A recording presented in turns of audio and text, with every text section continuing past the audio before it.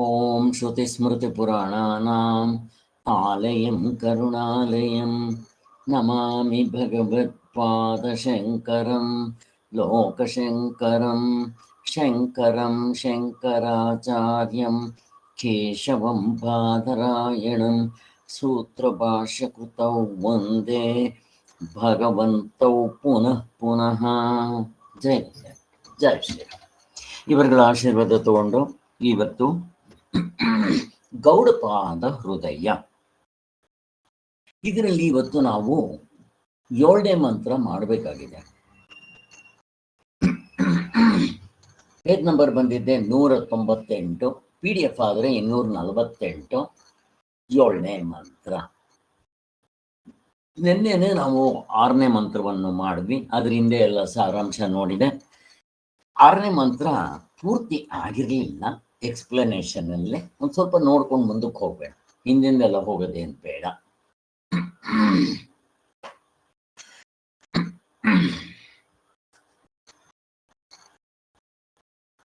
ಹಿಂದೆ ಈ ಕಪಿಲ ಸಾಂಖ್ಯರು ವೈಶೇಷಿಕರು ತಪ್ಪು ಅರ್ಥ ಮಾಡ್ಕೊತಾರೆ ಅನ್ನೋದು ಗೊತ್ತಾಯ್ತು. ಅವರು ದ್ವೈತ ಫಿಲಾಸಫಿಯವರು ಅನ್ನೋದು ಗೊತ್ತಾಯ್ತು. ದರ್ಶನಕಾರರೆಲ್ಲ ದ್ವೈತ ಫಿಲಾಸಫಿ ಅವರೇ.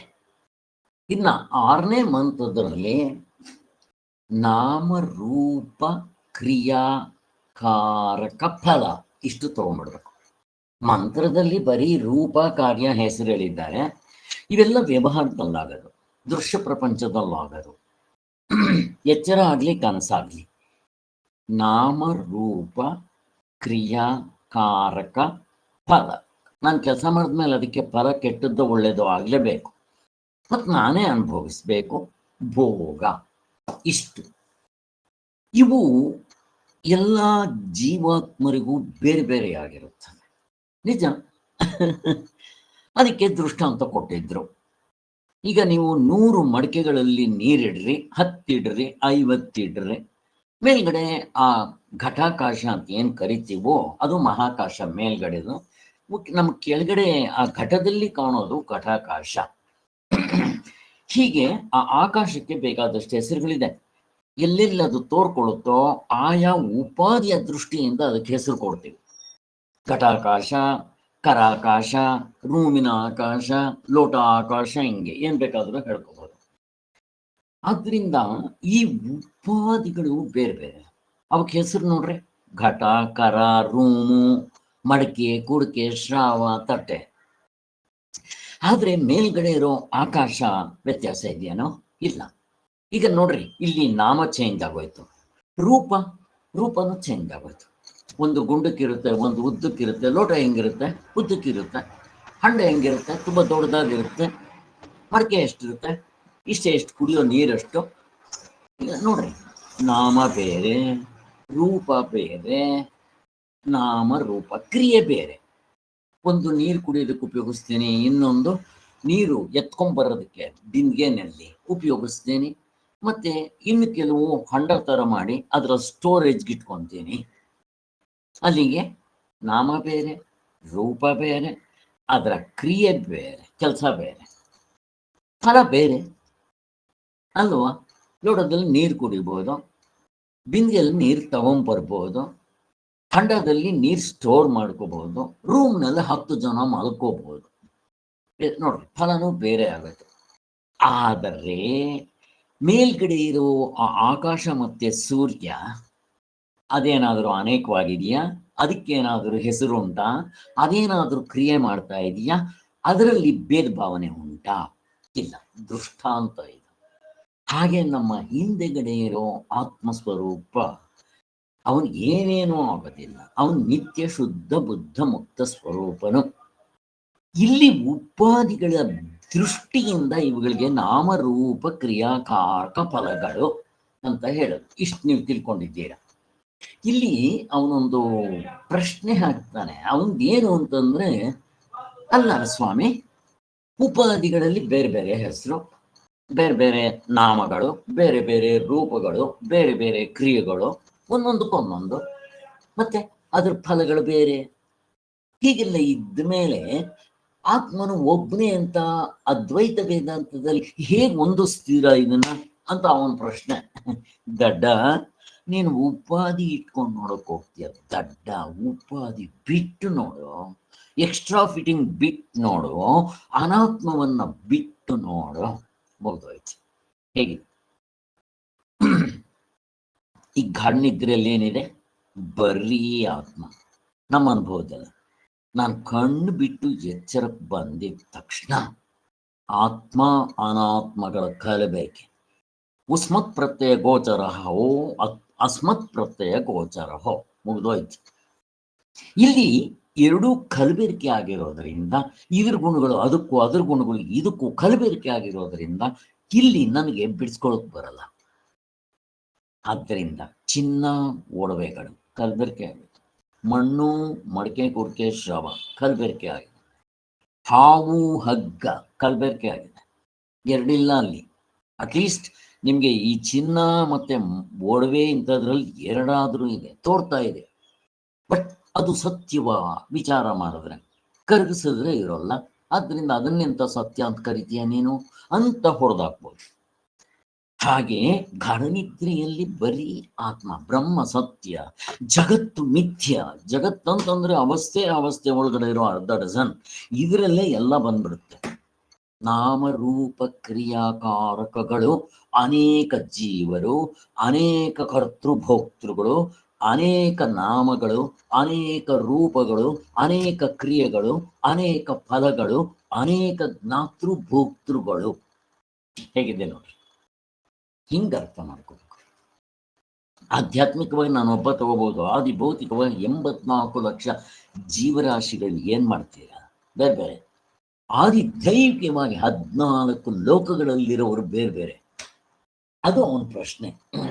ಇವನು ಉಪಾಧಿ ಬಿಟ್ಟು ನೋಡಕ್ ಬರ್ತಾ ಇಲ್ಲ, ಅವಿದ್ಯೆಯಿಂದ ಅಷ್ಟೇ. ಅವಿದ್ಯೆ ಇರೋದ್ರಿಂದ ಇವನು ಬಿಡಿಸ್ಕೊಳಕ್ ಬರ್ತಾ ಇಲ್ಲ ಅಷ್ಟೇ. ಈಗ ನೋಡ್ರಿ, ಒಡವೆ ಅಂದಾಗ ಚಿನ್ನ ಮತ್ತೆ ಆ ಒಡವೆ ಕಲಬೆರಕೆ ಆಗಿದೆ. ಇಲ್ಲಿಂದ ಇಲ್ಲಿಗೆ ಚಿನ್ನ, ಇಲ್ಲಿಂದ ಇಲ್ಲಿಗೆ ಒಡವೆ. ತೋರಿಸ್ರಿ ನೋಡೋಣ. ಚಿನ್ನವನ್ನೇ ಕೊಂಡುಕೊಳ್ಳೋವನು ಒಡವೆ ಅಂತಾನೆ, ಮಾರೋವನು ಅದನ್ನು ಚಿನ್ನ ಅಂತಾನೆ. ಗಣಪತಿಯನ್ನ ಕೊಂಡ್ಕೊಳ್ಳೋವನು ಗಣಪತಿ ಕೊಡ್ರಿ ಅಂತಾನೆ, ಮಾರೋವನು ಮಣ್ಣನ್ನು ಕೊಡ್ತಾ ಇದ್ದೀನಿ ಅನ್ಕೊಂತಾನೆ. ವ್ಯತ್ಯಾಸ ಏನಿಲ್ಲ, ಮಣ್ಣೇ ಗಣಪತಿ. ಹಾಗೆ ಇದು ಅರ್ಥ ಆಗ್ಬಿಡುತ್ತೆ ನಮ್ಗೆ. ಪರಮಾತ್ಮನೇ ಪ್ರಪಂಚವಾಗಿ ಅವಸ್ಥೆ, ಅವಸ್ಥೆ ಒಳಗಡೆ ಇರೋ ಅರ್ಧ ಡಜನ್ ತೋರ್ತಾ ಇದ್ದಾನೆ. ಎರಡಿಲ್ಲ. ಎಲ್ಲಿ ಪಾರ್ಟಿಷನ್ ಮಾಡ್ರಿ, ಇಲ್ಲಿ ಮಾಡಕ್ ಬರಲ್ಲ. ಅಲ್ಲಿ ಏನ್ ಮಾಡ್ತೀವಿ ಅಂತಂದ್ರೆ, ಒಡವೆಗಳನ್ನ ಕರಗಿಸ್ಬಿಡ್ತೀವಿ, ನಮ್ಗೆ ಅನುಭವ ಬಂದ್ಬಿಡ್ತೀವಿ. ಕರಗಿಸಂಗಿಲ್ಲ. ಇವನು ಮುಕ್ತನಾಗ್ಬೇಕಾದ್ರೆ ಇವನು ಸಾಯ್ಬೇಕೇನೋ, ಪ್ರಪಂಚ ಇಲ್ದಂಗೆ ಮಾಡ್ಕೋಬೇಕೇನೋ ಹೇಳ್ರಿ. ಹಂಗೆ ಹೇಳೋರು ಇದ್ದಾರೆ, ತಪ್ಪದು. ಚಿನ್ನ ಆ ಒಡವೆ ಇದ್ದಾಗಲೇ ನಾನು ಬಿಡಿಸ್ಕೊಳ್ಳೋದು ಕಲಿಬೇಕು. ಆಗ ವ್ಯವಹಾರದ ದೃಷ್ಟಿಯಿಂದ ಒಡವೆಯನ್ನು ಕೂಡ ಎಂಜಾಯ್ ಮಾಡ್ತೀನಿ. ಆ ಪಾರಮಾರ್ಥಿಕ ದೃಷ್ಟಿಯಿಂದ ಬರೀ ಚಿನ್ನ ಇದ್ದಾಗಲೂ ಕೂಡ ನನಗೇನು ಲಾಸ್ ಇಲ್ಲ. ಹೇಗಿದೆ ಇದು? ಯಾರಿಗೆ ಬೇಡ? ಏನು ಮುಕ್ತನಾಗಿದ್ದ ತಕ್ಷಣ ಸಾಯ್ಬೇಕೇನೋ? ಅದೇನು ರೋಗನೇನೋ? ಏನೂ ಬೇಕಾಗಿಲ್ಲ. ಬಟ್ ಲಾಭ ಏನು ಅಂತಂದ್ರೆ, ನನಗೆ ಇದರಲ್ಲಿ ಮೋಹ, ತಾದಾತ್ಮ, ಅಟ್ಯಾಚ್ಮೆಂಟು ಏನೇನು ಇರಲ್ಲ. ಮತ್ತೆ ಆನಂದವಾಗಿರುತ್ತೆ. ನಿದ್ದೆ ಮಾಡಿದ್ರು ಆನಂದವಾಗಿರ್ತೀರ, ದೃಶ್ಯ ಪ್ರಪಂಚದಲ್ಲಿದ್ರೂ ಆನಂದವಾಗಿರ್ತೀರ. ಅದು ತಾನೇ ಬೇಕಾಗಿರುತ್ತೆ. ದೃಶ್ಯ ಪ್ರಪಂಚಕ್ಕೆ ಬಂದು ಪ್ರತಿಯೊಬ್ಬರು ಹುಟ್ಟದಾಗ್ಲಿಂದ ಸಾಯೋವರೆಗೂ, ಬೆಳಗ್ಗೆಯಿಂದ ರಾತ್ರಿವರೆಗೂ ಯಾಕೆ ಕತ್ತೆ ದುಡ್ದಂಗೆ ದುಡಿತಾರೆ? ಯಾಕಿದು ರ್ಯಾಟ್ ರೇಸ್? ಪ್ರತಿಭಾ, ಇದನ್ನು ಸೇರಿಸ್ಕೋಬೋದಮ್ಮ. ಮೊನ್ನೆ ನೀವು ಹೇಳಿದ್ದ ಎಕ್ಸಾಂಪಲ್ನಲ್ಲಿ ರ್ಯಾಟ್ ರೇಸ್. ಮನೇಲಿ ನೋಡ್ರಿ, ಆ ಇಲಿಗಳು ಒಂದರಿಂದ ಹೋಗ್ತಾ ಇರ್ತಾವೆ, ಎಷ್ಟು ಫಾಸ್ಟ್ ಸುರ್ರ್ ಅಂತ ಹೋಗ್ತಾ ಇರ್ತದೆ. ಎಲ್ಲಿಗೆ ಹೋಗುತ್ತೋ, ಯಾಕೆ ಹೋಗುತ್ತೋ ಗೊತ್ತು ಗುರಿ ಇಲ್ಲ. ಇಲಿಗಳದಲ್ಲ ಸ್ವಾಮಿ ನಮ್ಮ ಕತೆ. ಹುಟ್ಟದಾಗ್ಲಿಂದ ರೆಸ್ಟ್ ಇಲ್ಲ, ದುಡ್ದಿದ್ದೆ. ಅಯ್ಯೋ, ಸರಿಯಾಗಿ ವಿಚಾರ ಮಾಡಿದ್ರೆ ಪ್ರತಿಯೊಂದಕ್ಕೂ ಪ್ರಾರಬ್ಧ ಕರ್ಮ. ಮತ್ತು ನಾನ್ಯಾಕೆ ತಲೆ ಸಿಡ್ಸ್ಕೋಬೇಕು? ಇದು ಪ್ರಾರಬ್ಧ ಕರ್ಮದಲ್ಲಿ ಏನಿದ್ರೆ ಅವರವ್ರು ಅನುಭವಿಸ್ಬೇಕು. ಒಂದ್ಸಾರಿ ಏನಾಯ್ತು ಅಂತಂದ್ರೆ, ಒಬ್ಬ ಹೇಳಿದ್ದೆ ಹಿಂದೆ, ಬಟ್ ಈ ಸಮಯದಲ್ಲಿ ಒಬ್ಬ ಮಂತ್ರಿ, ಅರೆ ಇವ್ರೇನು ಪ್ರಾರಬ್ಧ ಅಂತ ಅಂದ್ಬಿಡ್ತಾರಲ್ಲ, ನಾನು ಪರೀಕ್ಷೆ ಮಾಡ್ಬೇಕಿಲ್ಲ. ನಾನು ಅರಮನೆಯಲ್ಲಿ ಹುಟ್ಟು ಬೆಳೆದಿದ್ದಿಲ್ಲೇ, ನಾನು ರಾಜನ್ ಥರ ದಿನ ಮೃಷ್ಟಾನ್ನ ಭೋಜನ ಊಟ ಮಾಡ್ತೀನಿ. ನೀವು ಪ್ರಾರಬ್ಧ ಅಂತಾರಲ್ಲ, ನಾನು ನೋಡ್ತೀನಿ, ಪರೀಕ್ಷೆ ಮಾಡ್ಬಿಡ್ತೇನೆ, ಪ್ರಾರಬ್ಧ ನಿಜವೋ ಇಲ್ವೋ ಅಂತ ಹೇಳಿ ಕಾರ್ನಲ್ಲೋ ಕೂತ್ಕೊಂಡ್ಬಿಟ್ಟಂತೆ. ನೋಡೋಣ ಯಾರು ಇವತ್ತು ಮೃಷ್ಟಾನ್ನ ಭೋಜನ ತಂದು ಕೊಡ್ತಾರೆ ಕಾರ್ನಲ್ಲಿ. ಪ್ರಾರಬ್ಧ ಅದಷ್ಟು ಕಡೆ ಬರ್ಬೇಕಲ್ಲ, ನೋಡೋಣ ಅಂತ. ಈ ಕತೆ ಗೊತ್ತಲ್ವಾ? ಆಮೇಲೆ ಏನಾಯ್ತು, ಇವನು 1 ಗಂಟೆ 2 ಗಂಟೆ ಕೂತ್ಕೊಂಡ. ಅಲ್ಲಿ ಏನಾಯ್ತು, ಯಾರೋ ಇಬ್ಬರು ಕುದುರೆ ಮೇಲೆ ಬರ್ತಾ ಇದ್ದವರು ಇವನ್ ಹಿಡ್ಕೊಂಡವ್ರು. ನೋಡ್ರಿ ಹೇಗಿರುತ್ತೆ, ಸುಮ್ಮನೆ ಅದ್ ನಡೀತೋ ಬಿಡ್ತೋ ಬಿಡ್ರಿ, ಬಟ್ ನಮ್ಗೆ ಅರ್ಥ ಮಾಡ್ಕೊಳ್ಳೋದಿಕ್ಕೆ ಹೇಳ್ಕೊಂಡು ಹೋದ್ರು. ರಾಜನ ಹತ್ರ ಕರ್ಕೊಂಡು ಹೋದ್ರು. ಸ್ವಾಮಿ ಇವನ ಸಿಕ್ಕದ ಅಂತಲ್ಲ, ತಿನ್ನಿಸ್ರು ಅವನಿಗೆ ಅಂದ್ರು. ಅಲ್ಲ, ಅವ್ರ ಕಥೆ ಏನಾಗಿದೆ, ಅಲ್ಲಿ ಸೈನಿಕರು ತುಂಬಾ ಜನ, ರಾಜ ಗೀಜ ಎಲ್ಲ ಬೇರೆ ದೇಶದ ಮೇಲೆ ದಂಡಕ್ಕೆ ಹೋಗ್ತಾ ಇದ್ದಾರೆ. ಕಾಡು ಆಹಾರ ಎಲ್ಲ, ಎಷ್ಟು ಹಣ್ಣುಗಳು ತಿಂತೀರಾ. ಅಲ್ಲಿ ಏನಾಯ್ತು, ಯಾರೋ ಅಡ್ಗೆ ಮಾಡಿ ಯಾರಿಗೋ ಏನೊಂದು 100 ಜನಕ್ಕೆ ಅಡ್ಗೆ ಮಾಡಿಟ್ಟಿದ್ದಾರ. ಅವರು ರಾಜರು ಬಂದು ಓಡಿಸ್ಬಿಟ್ರು ಅವ್ರನ್ನ, ಅವರೆಲ್ಲ ಓಡೋಗ್ಬಿಟ್ರು. ಈಗ ಅನ್ನಕ್ಕೆ ನಾವು ವಿಷ ಹಾಕಿದ್ರೆ ಏನ್ ಮಾಡ್ಬೇಕು ನಮ್ಮ ಶತ್ರುಗಳು ಅಂತ ಅನ್ಕೊಂಡು ಡೌಟ್. ಇವಾಗ ಪರೀಕ್ಷೆ ಮಾಡ್ಬೇಕು, ಏನ್ ಮಾಡ್ಬೇಕು, ಒಂದು ಗಿನಿ ಪಿಗ್ ಬೇಕು, ಯಾಕಂದ್ರೆ ಯಾವನಾದ್ರೆ ಇದ್ರೆ ಅಂತ. ಇವನ್ ಮಂತ್ರಿ ಇದ್ದ ಅಲ್ಲಿ ಕೂತಿ, ಅವ್ರಿಗೇನ್ ಗೊತ್ತು ಮಂತ್ರಿ ಅಂದ್ರೆ, ಕರ್ಕೊಂಬಂದ್ರು, ಕುಂಡ್ರಸಿದ್ರು, ಏಯ್ ತಿನ್ನೋ ಅಂತ ಅಂದ್ರು. ಅವನು ಆಹಾ, ಹೇ ಪರಮಾತ್ಮ, ಎಂಥ ನೀನು ಕರುಣಾಮಯಿ ಕಣ, ಇಲ್ಲೂ ಕೂಡ ನನಗೆ ಮೃಷ್ಟಾನ್ನ ಭೋಜನ ಊಟ ಮಾಡಿಸ್ತಾ ಇದ್ದೀಯ, ಬೇಷ್ಕಣ ಅಂತ ಅಂದು ಅವನು ಮೃಷ್ಟಾನ್ನ ಭೋಜನ ತಿಂದ. ಹೇಗಿದೆ ನೋಡ್ರಿ. ಆ ರಾಜ ಬರ ನಿನ್ ಕೆಲಸ ಆಯ್ತು ಅಂತ ಬಿಟ್ರ ಅವನ್ನ. ಅವ್ರು ತಿಂದ್ರ ಆಮೇಲೆ. ಹೆಂಗಿದೆ ನೋಡ್ರಿ. ಇದು ಸುಮ್ಮನೆ ನಮ್ಗೆ ಅರ್ಥ ಮಾಡ್ಕೊಳ್ಳೋದಕ್ಕೆ. ಈಗ ಪ್ರಾರಬ್ಧ ಕರ್ಮ ಇದ್ರೆ ಮತ್ತೆ ಯಾವ್ದಕ್ಕೆ ನಾನು ಚಿಂತನೆ ಮಾಡ್ಬೇಕು? ನನ್ನ ಮಗನ ಡೈವರ್ಸ್ ಆಗ್ಬೋದು, ನನ್ನ ಮಗಳದಾಗ್ಬೋದು, ಅಥವಾ ನಮ್ಮ ಹತ್ತಿರದವ್ರೆ ಸಾಯ್ಬೋದು, ನಾನೇ ಸಾಯ್ಬೋದು. ಆತ್ಮನಿಗೆ ಸಾವಿದೆಯೇನೋ? ಸರಿಯಾಗಿ ನಾವು ಸಾಧನೆ ಮಾಡಿ ಇದನ್ನು ತಿಳ್ಕೊಂಡ್ರೆ ನಮ್ಗೆ ದುಃಖ ಆಗ್ಬಾರ್ದು, ಯಾವುದಕ್ಕೂ ದುಃಖ ಆಗ್ಬಾರ್ದು. ಅಚ್ಚೆ, ಈ ಶರೀರ ಅನಾತ್ಮ, ನಿದ್ದೆಲ್ ಬಂದ್ರೆ ಇರೋದಿಲ್ಲ, ಕನಸು ಎಚ್ಚರದಲ್ಲಿ ಬೇರೆ ಹಾಕೊಳ್ತೀವಿ. ಇದೆಂತದ್ದು ಇದು ನಾನು ಹೆಂಗಾಗ್ತೀನಿ ಅಂತ ಚೆನ್ನಾಗಿ ಮೆಲ್ಕ್ ಹಾಕಿದಾಗ ಕಿತ್ಕೊಂಡು ಹೋಗುತ್ತೆ. ಈಗಲೇ ಇಲ್ಲೇ ಆನಂದ. ನಿದ್ದೆ ಮಾತ್ರ ತಗೊಳ್ಳೋದಲ್ಲ, ನಿದ್ದೆ ಕೊಡೋಗೋದಲ್ಲ, ಎಸ್ಕೇಪಿಂಗ್ ಮೆಕ್ಯಾನಿಸಮ್ ಅಲ್ಲ, facing the problem there and there itself ಇದು. ಆದ್ದರಿಂದ ಇಲ್ಲಿ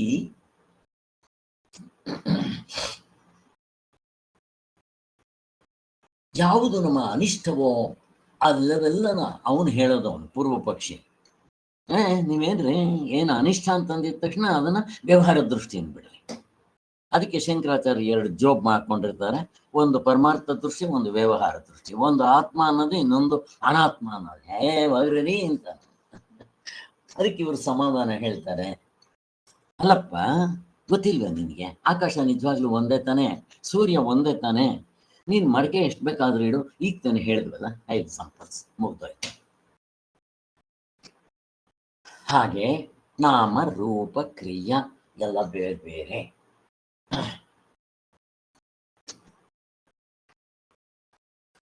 ಹಾಗೆ ಇದರಲ್ಲೂ ಕೂಡ ಅದರ ಕ್ರಿಯೆ. ಕುಡಿಕೆ ಒಳಗಡೆ ಆಕಾಶ ಸಣ್ಣದು, ಗಡಿಗೆ ಒಳಗೆ ದೊಡ್ಡದು, ಕೋಣೆ ಆಕಾಶ ತುಂಬಾ ದೊಡ್ಡದು, 10 ಜನ ಮಲ್ಕೊಂತಾರೆ. ಹೀಗೆ ಎಲ್ಲ ಬೇರೆ ಬೇರೆ ಅದರ ಫಲಗಳು, ಬೇರೆ ಬೇರೆ ನಾಮಗಳು, ಬೇರೆ ಬೇರೆ ರೂಪಗಳು, ಬೇರೆ ಬೇರೆ ಕ್ರಿಯೆಗಳು, ಬೇರೆ ಬೇರೆ ಫಲಗಳು. ಮುಗಿದೋಯ್ತು. ಇವೆಲ್ಲ ವ್ಯವಹಾರದಲ್ಲಿ ಕಲ್ಪಿತವಾಗಿರುತ್ತೆ. ಆದ್ದರಿಂದ ಒಂದೇ ಆಕಾಶ, ಒಂದೇ ಸೂರ್ಯ, ಒಬ್ಬನೇ ಆತ್ಮ ಎಲ್ಲರಿಗೂ.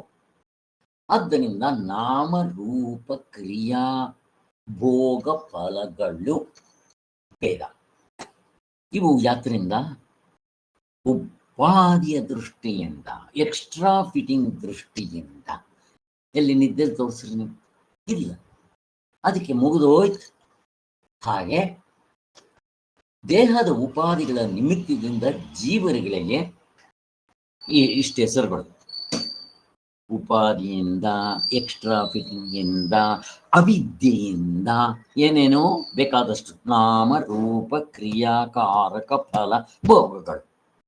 ಅದಕ್ಕೆ ಅನೇಕ ಜೀವರು, ಅನೇಕ ನಾಮಗಳು, ಅನೇಕ ಕ್ರಿಯೆಗಳು, ಅನೇಕ ಕರ್ತೃಭೋಕ್ತೃಗಳು, ಹೀಗೆ ಅನೇಕ ಪ್ರಮಾತೃಗಳು. ಇದು ಹಾಗೆ. ಆದ್ದರಿಂದ ಅದ್ವೈತಿಗಳಲ್ಲಿ ಒಬ್ಬನೇ ಆತ್ಮನು.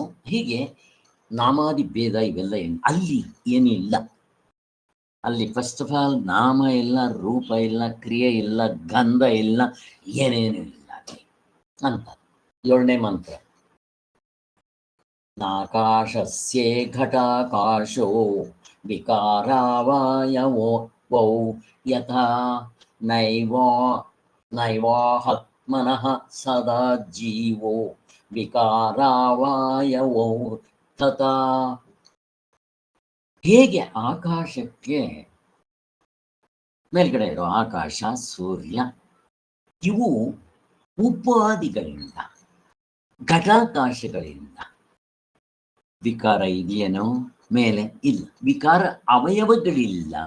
ಯಾವಾಗ ಅವಯವಗಳಿಲ್ವೋ, ಅವಯವ ಅಂತಂದ್ರೆ ಈ ಎಕ್ಸ್ಟ್ರಾ ಫಿಟ್ಟಿಂಗ್ಸ್, ಶರೀರಗಳು, ಪಾರ್ಟ್ಸ್, ಯಾವಾಗ ಅವಯವಗಳಿಲ್ವೋ ಮತ್ತೆ ಅದು ಬದಲಾವಣೆ ಆಗೋದೇನಾಯ್ತು? ವಿಕಾರ ಆಗೋದೇನಾಯ್ತು? ಇಲ್ಲ. ಸವ್ಯದೇನಾಯ್ತು? ಇಲ್ಲ. ವಯಸ್ಸಾಗೋದೇನಾಯ್ತು? ಇಲ್ಲ. ಚೇಂಜಸ್ ಆಗೋದೇನು? ಇಲ್ಲ. ಆಯ್ತು. ಆತ್ಮನಿಗೂ ಇಲ್ಲ. ಆಕಾಶಕ್ಕೆ ಹೇಗಿಲ್ವೋ ಒಂದು ದೃಷ್ಟಾಂತ ಕೊಡ್ತಾ ಇದ್ದಾರೆ, ಗುರುಗೂ ಶಿಷ್ಯನಿಗೂ ಗೊತ್ತಿರೋ ದೃಷ್ಟಾಂತ.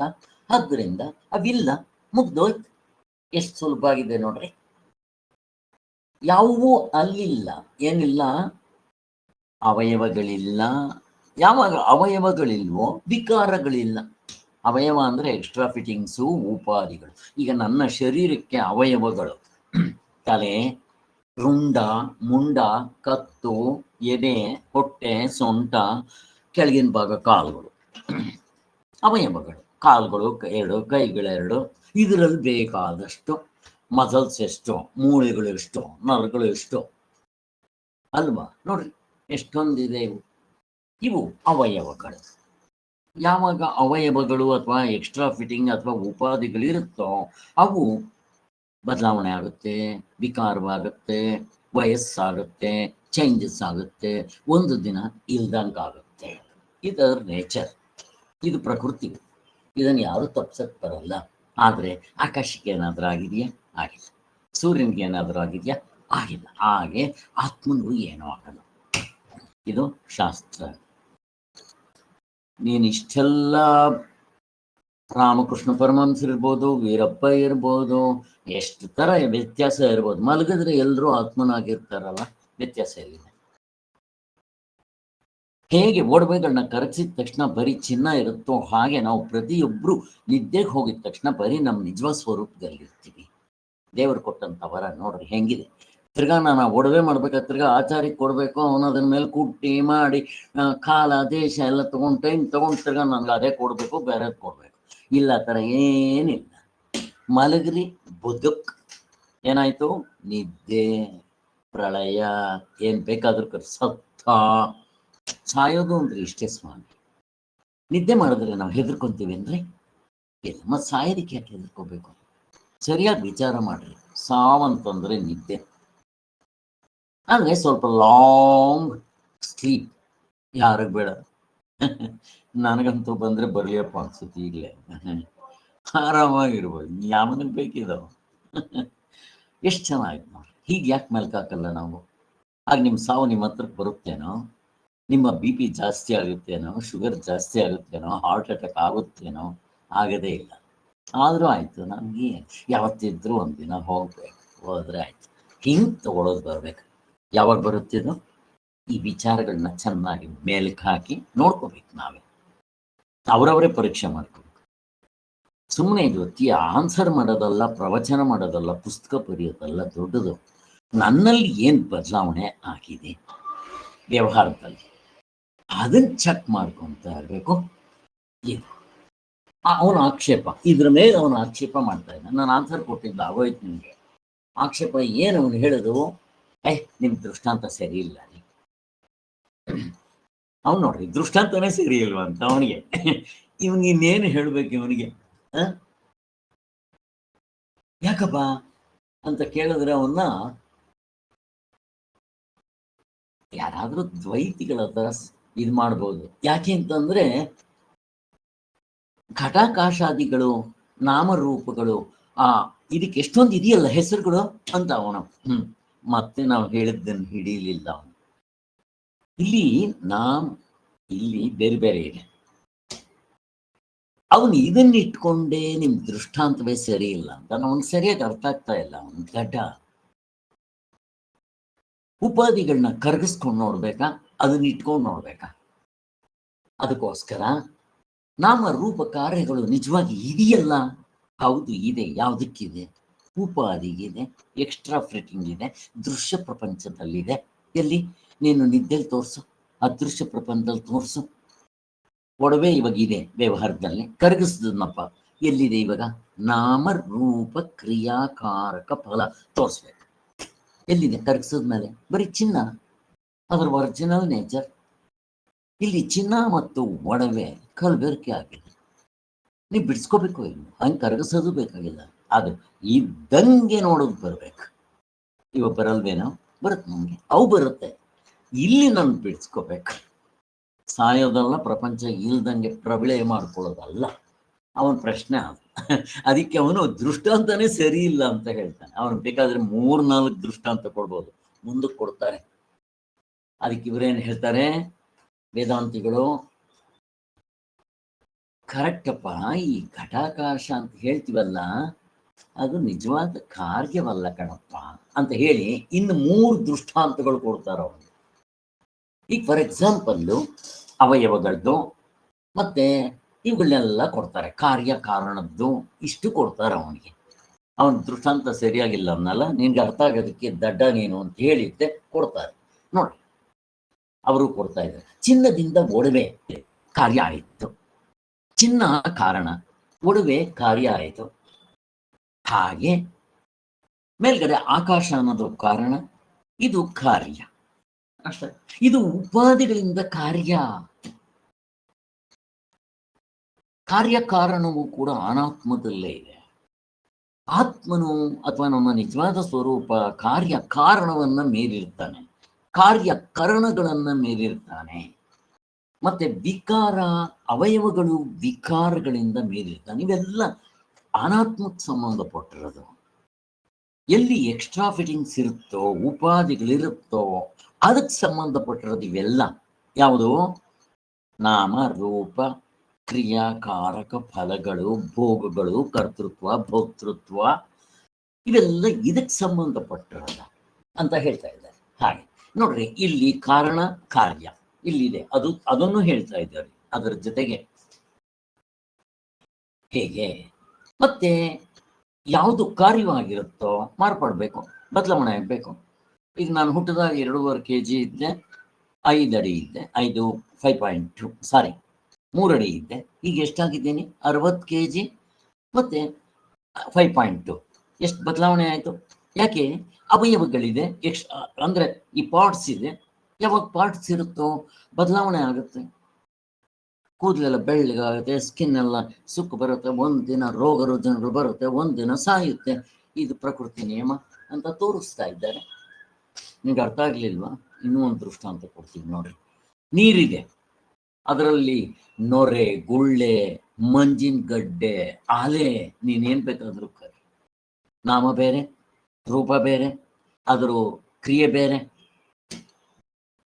ಐಸ್ ಗಡ್ಡೆ ಘನಿ ರೂಪದಲ್ಲಿ ಇರುತ್ತೆ, ಅಲೆಗಳು ಹಿಂಗೆ ಬಂದು ಹೋಗ್ತಾ ಇರುತ್ತೆ, ಗುಳ್ಳೆಗಳು ಅದ್ರ ಮೇಲೆ ತೋರ್ಕೊಂಡಿರುತ್ತೆ. ಎಲ್ಲ ಬೇರೆ ಬೇರೆ ಕಾರ್ಯಗಳು ಅದರಲ್ಲಿ ಇದೆ ನೋಡು. ಹಾಗೆ ಆದ್ರೆ ಎಲ್ಲವೂ ನೀರಿತಾನೆ. ಈಗ ನೀರ್ಗೆ ಏನಾದರೂ ನಾಮರೂಪ ಕ್ರಿಯೆಗಳು ಏನಾದರೂ ಇದೆಯಾ? ಏನಿಲ್ಲ. ಹೋಗ್ಲಿ, ಇನ್ನೂ ಒಂದು ದೃಷ್ಟಾಂತ ಕೊಡ್ತೀನಿ. ಅಂತ ಮರದ ಕೊಂಬೆಗಳು ಹೇಗೆ ಕೊಡ್ತಾರೆ ನೋಡ್ರಿ. ಮರಕ್ಕೆ ಕೊಂಬೆಗಳು. ಈಗ ನೋಡ್ರಿ, ಮರ ಬಂದಿದ್ದೆ, ಇದು ಈ ಕೊಂಬೆಗಳು ಅನ್ನೋದು ಅದರ ಅವಯವಗಳು. ಈಗ ಅವಯವಗಳು ಬದಲಾವಣೆ ಆಗುತ್ತೋ ಇಲ್ವೋ, ಅವು ಉದುರೋಗುತ್ತೋ ಇಲ್ವೋ, ಹಾಗೆ ಮತ್ತೆ ಅವು ವಿಕಾರವಾಗುತ್ತೆ.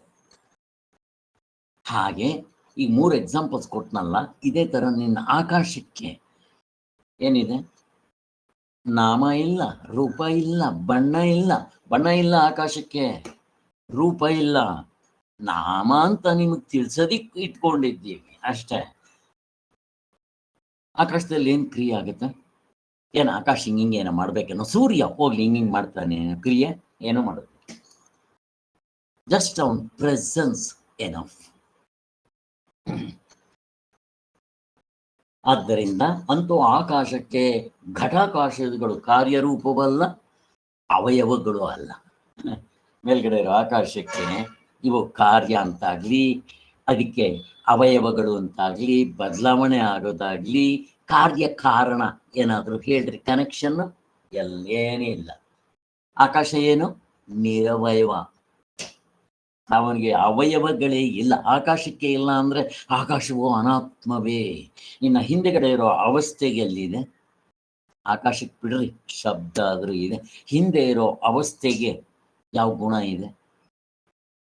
ಯಾವ ಇಂದ್ರಿಯದಿಂದ ಅದನ್ನು ನೋಡ್ತೀರಾ? ಕರ್ಮೇಂದ್ರಿಯಗಳಲ್ಲಿ ಜ್ಞಾನೇಂದ್ರಿಯಗಳು, ಅಂತಃಕರಣ, ಮನಸ್ಸು, ಬುದ್ಧಿ, ಚಿತ್ತ, ಅಹಂಕಾರದಿಂದ ನೋಡ್ತೀರಾ ನೀವು ಅವಸ್ಥೆಗಳನ್ನ? ಇಲ್ಲ. ಅವಸ್ಥೆಗಳೆಷ್ಟು? 3. ಎಣ್ಸ್ ನೋಡಿ. ಹೆಂಗ್ ತಗೊಂಡ್ಬರ್ತಾರ ನೋಡ್ರಿ ಸ್ವಾಮಿಗಳು. ಈ ಅನುಭವನ ನಂಗೆ ಗೊತ್ತಾದ್ರೆ ಕುಣಿಬೇಕು ಇಲ್ವೋ? ಆದ್ದರಿಂದ ಹೇಗೆ ಆಕಾಶಕ್ಕೆ ಅನಾತ್ಮ ಆಕಾಶ, ಅದಕ್ಕೆ ನಿರವಯವ. ಬಣ್ಣ ಇದೆಯಾ ಅದಕ್ಕೆ? ನೀಲಿ ಬಣ್ಣ ಅಂತ ಹೇಳ್ತಾರೆ, ಮುಂದಕ್ಕೆ ಹೇಳ್ತಾರೆ ಮಂತ್ರದಲ್ಲಿ.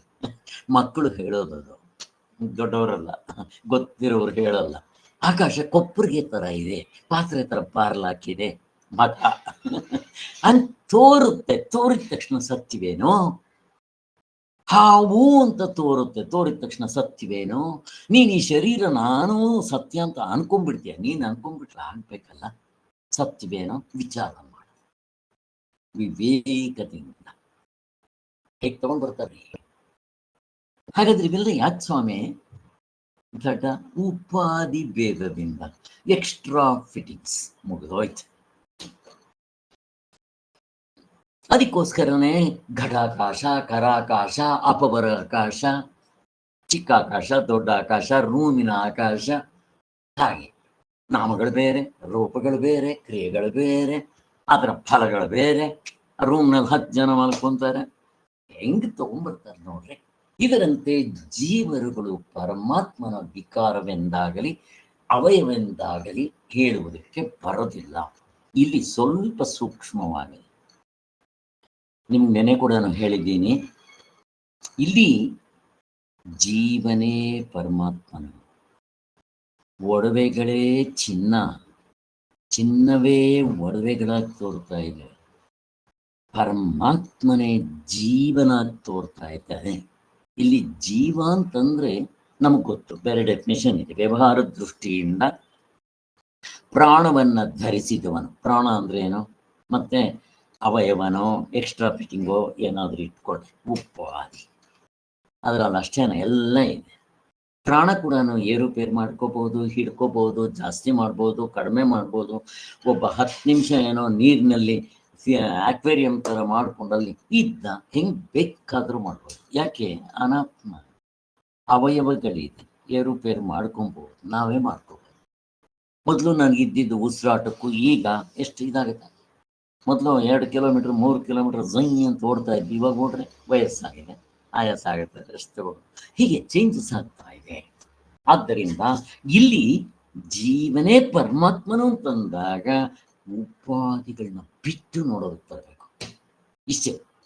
ಮತ್ತೆ ನಿಮ್ಗೆ ಇನ್ನೂ ದೃಷ್ಟಾಂತ ಚೆನ್ನಾಗಿ ಮರೀದೇ ಇರೋಂಗೆ ಮೊದಲು ಇವುಗಳನ್ನ ಚೆನ್ನಾಗಿ ಮೆಲ್ಕ್ ಹಾಕ್ಬೇಕು. ಹುಲಿಯೇ ಮೇಕೆ ಅಂತ ಅಂದ್ಕೊಂಡಿದ್ದ ತಕ್ಷಣ ಆಗ್ಬೇಕಲ್ಲ. ಕಾಡಿಂದ ಬಂದು ಬೇರೆ ಹುಲಿ ತೋರಿಸಿದ ತಕ್ಷಣ ಅದಕ್ಕೆ ಗೊತ್ತಾಯ್ತು. ಮೊದಲು ಅದು ರಾಂಗ್ ನಾಲೆಡ್ಜ್, ಈಗೇನಾಯ್ತು? ರೈಟ್ ನಾಲೆಡ್ಜ್ ಬಂತು. ಹಾಗೆ ನಾವು ನಿಜವಾಗ್ಲೂ ಪರಮಾತ್ಮ ಸ್ವರೂಪರೇ. ನಾವು ಅನ್ಕೊಂಡಿದ್ದೀವಿ ಜೀವ ಅಂತ, ನೀನು ಅನ್ಕೊಂಡ್ಬಿಟ್ರೆ ಆಗ್ಬಿಡ್ಬೇಕಲ್ಲ. ಇದು ಅವಿದ್ಯ, ರಾಂಗ್ ನಾಲೆಡ್ಜ್. ಅಷ್ಟೇ.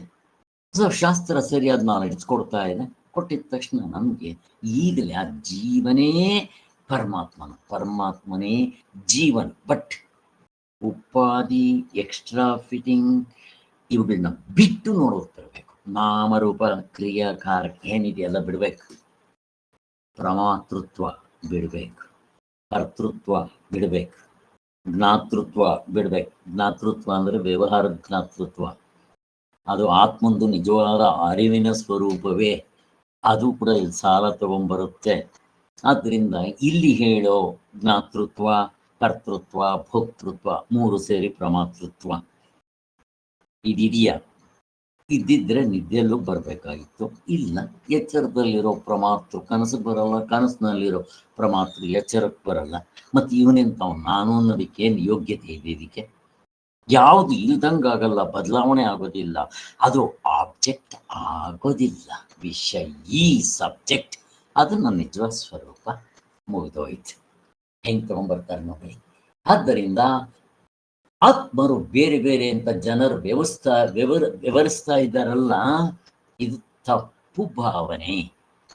ಆಕಾಶ ಅನೇಕಿದೆಯೇನೋ, ಸೂರ್ಯ ಅನೇಕರಿದ್ದಾರೇನೋ ಹಾಗೆ ಅಂತ. ಸೊ ನೆಕ್ಸ್ಟ್, ಕೆಲವು ವಾದಿಗಳು ಜೀವನಗಳ ವಿಷಯಕ್ಕೆ ಮಾಡಿರುವ ತಪ್ಪು ಕಲ್ಪನೆಗಳು. ಅದಕ್ಕೆ ಹೇಳಿದ್ದು ಸ್ವಲ್ಪ ಹುಷಾರಾಗಿರ್ಬೇಕು. ಇಲ್ಲಿ ನಮಗೂ ಕೂಡ ಜೀವನ ಪರಮಾತ್ಮ ಹೆಂಗಾಗ್ಬಿಡ್ತಾನೆ ಅಂತ ಯಾರು ಹೇಳಿದ್ರು? ನೀನು ಜೀವ ಮೈನಸ್ ಉಪಾಧಿ ಅಥವಾ ಎಕ್ಸ್ಟ್ರಾ ಫಿಟ್ಟಿಂಗ್ ಬಿಟ್ ನೋಡ್ರಿ. ಕರ್ತೃತ್ವ, ಭಕ್ತೃತ್ವ, ಜ್ಞಾತೃತ್ವ ಬಿಟ್ ನೋಡ್ರಿ. ಪ್ರಮಾತೃತ್ವ ಬಿಟ್ ನೋಡ್ರಿ. ಅವನೇ ಅಲ್ಲಿ ಎರಡಿದೆಯೇನೋ, ಮೇಕೆ ಹುಲಿ ಎರಡಿದೆಯೇನೋ, ಏನಿಲ್ಲ, ಇರೋದು ಒಂದೇ. ತಪ್ಪಾಗಿ ತಿಳ್ಕೊಂಡಿದೆ. ಸೇಮ್ ಇದು ಚೆನ್ನಾಗಿ ಮೆಲ್ಕ್ ಹಾಕ್ಬೇಕು. ಇಲ್ಲಿ ಭರ್ತೃ ಪ್ರಪಂಚರು ಅಂತ ಮೊದಲಾದವರು ಇಲ್ಲಿ 4-5 ತರ ತಪ್ಪು ಅರ್ಥ ಮಾಡ್ಕೊಂತಾರೆ ಜೀವೊಬ್ಬನ್ನ, ಪರಮಾತ್ಮನ್ನ. ಅದಕ್ಕೋಸ್ಕರ ಅದು ಹೇಳ್ತಾ ಇದ್ದಾರೆ. ಎಸ್ಪೆಷಲಿ ಜೀವನಗಳ ವಿಷಯಕ್ಕೆ ಇರೋ ತಪ್ಪು ಕಲ್ಪನೆಗಳು. ಈ ಭರ್ತೃ ಪ್ರಪಂಚರು ಏನ್ ಮಾಡ್ತಾರೆ?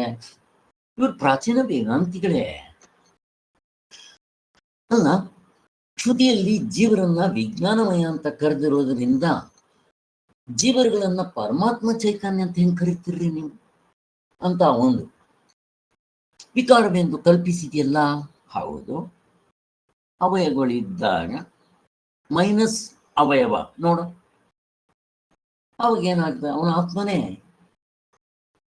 ಅಂತ ಅವರು ಅರ್ಥ ಮಾಡ್ಕೊಂಡಿರ್ಲಿಲ್ಲ.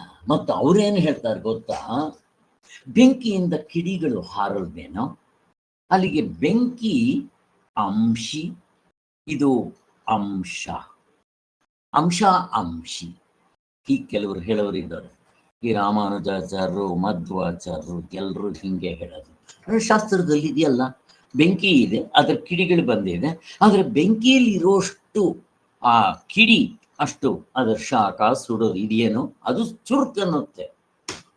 ಈಗ ಸೂರ್ಯ ಇದ್ದಾನೆ, ಸೂರ್ಯನ ಕಿರಣಗಳು ಇಲ್ಲಿ ಬಂದಿದೆ, ಸೂರ್ಯನಿಗೂ ಕಿರಣಗಳಿಗೂ ಒಂದೇನೇನೋ. ನಾನು ಸೂರ್ಯನ ಹತ್ರ ಹೋಗಿ ಭಸ್ಮ ಆಗ್ಬಿಡ್ತೇನೆ, ಬೂದಿ ಆಗ್ಬಿಡ್ತೇನೆ ಒಂದೇ ಸೆಕೆಂಡ್ಗೆ.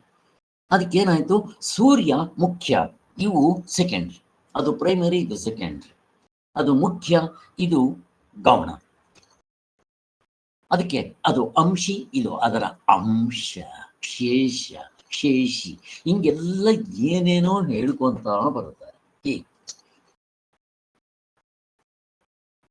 ಅದಕ್ಕೋಸ್ಕರನೇ ಜೀವರುಗಳು ಪರಮಾತ್ಮನ ಅಂಶ ಅಂತ ಹೇಳಿದೆಯಲ್ಲ. ಇನ್ ಕೆಲವರು ಇವನು ಹೇಳೋದ್ರ ಜೊತೆಗೆ ಕೆಲವರು ಏನ್ ಹೇಳ್ತಾರೆ? ಪರಮಾತ್ಮನಿಗೂ ಅವಯಗಳು ಇರುವುದಿಲ್ಲವಾಗಿ ಜೀವರುಗಳು ಅವನ ವಿಕಾರವೆಂದಾಗಲಿ ಅಂಶವೆಂದಾಗಲಿ ತಿಳಿಯುವುದು ತಪ್ಪಾಗುವುದು. ತಪ್ಪರ್ಥ ಮಾಡ್ಕೊಂತಾರೆ.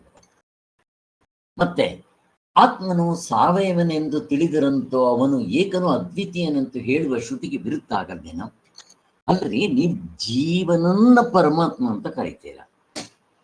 ಇಲ್ಲಿ ಇವನು ಅವಯವಗಳಿಗೆ ವಿಕಾರವಾಗ್ತಾನೆ. ನಿಮ್ಮ ಶಾಸ್ತ್ರದಲ್ಲಿ ಆತ್ಮನ್ನ ನಿರವಯವ ಇವೆಲ್ಲ ಹೇಳಿದೆಯಲ್ಲ, ಆಕಾಶಕ್ಕೂ ಹಂಗೆ ಹೇಳಿದೆಯಲ್ಲ.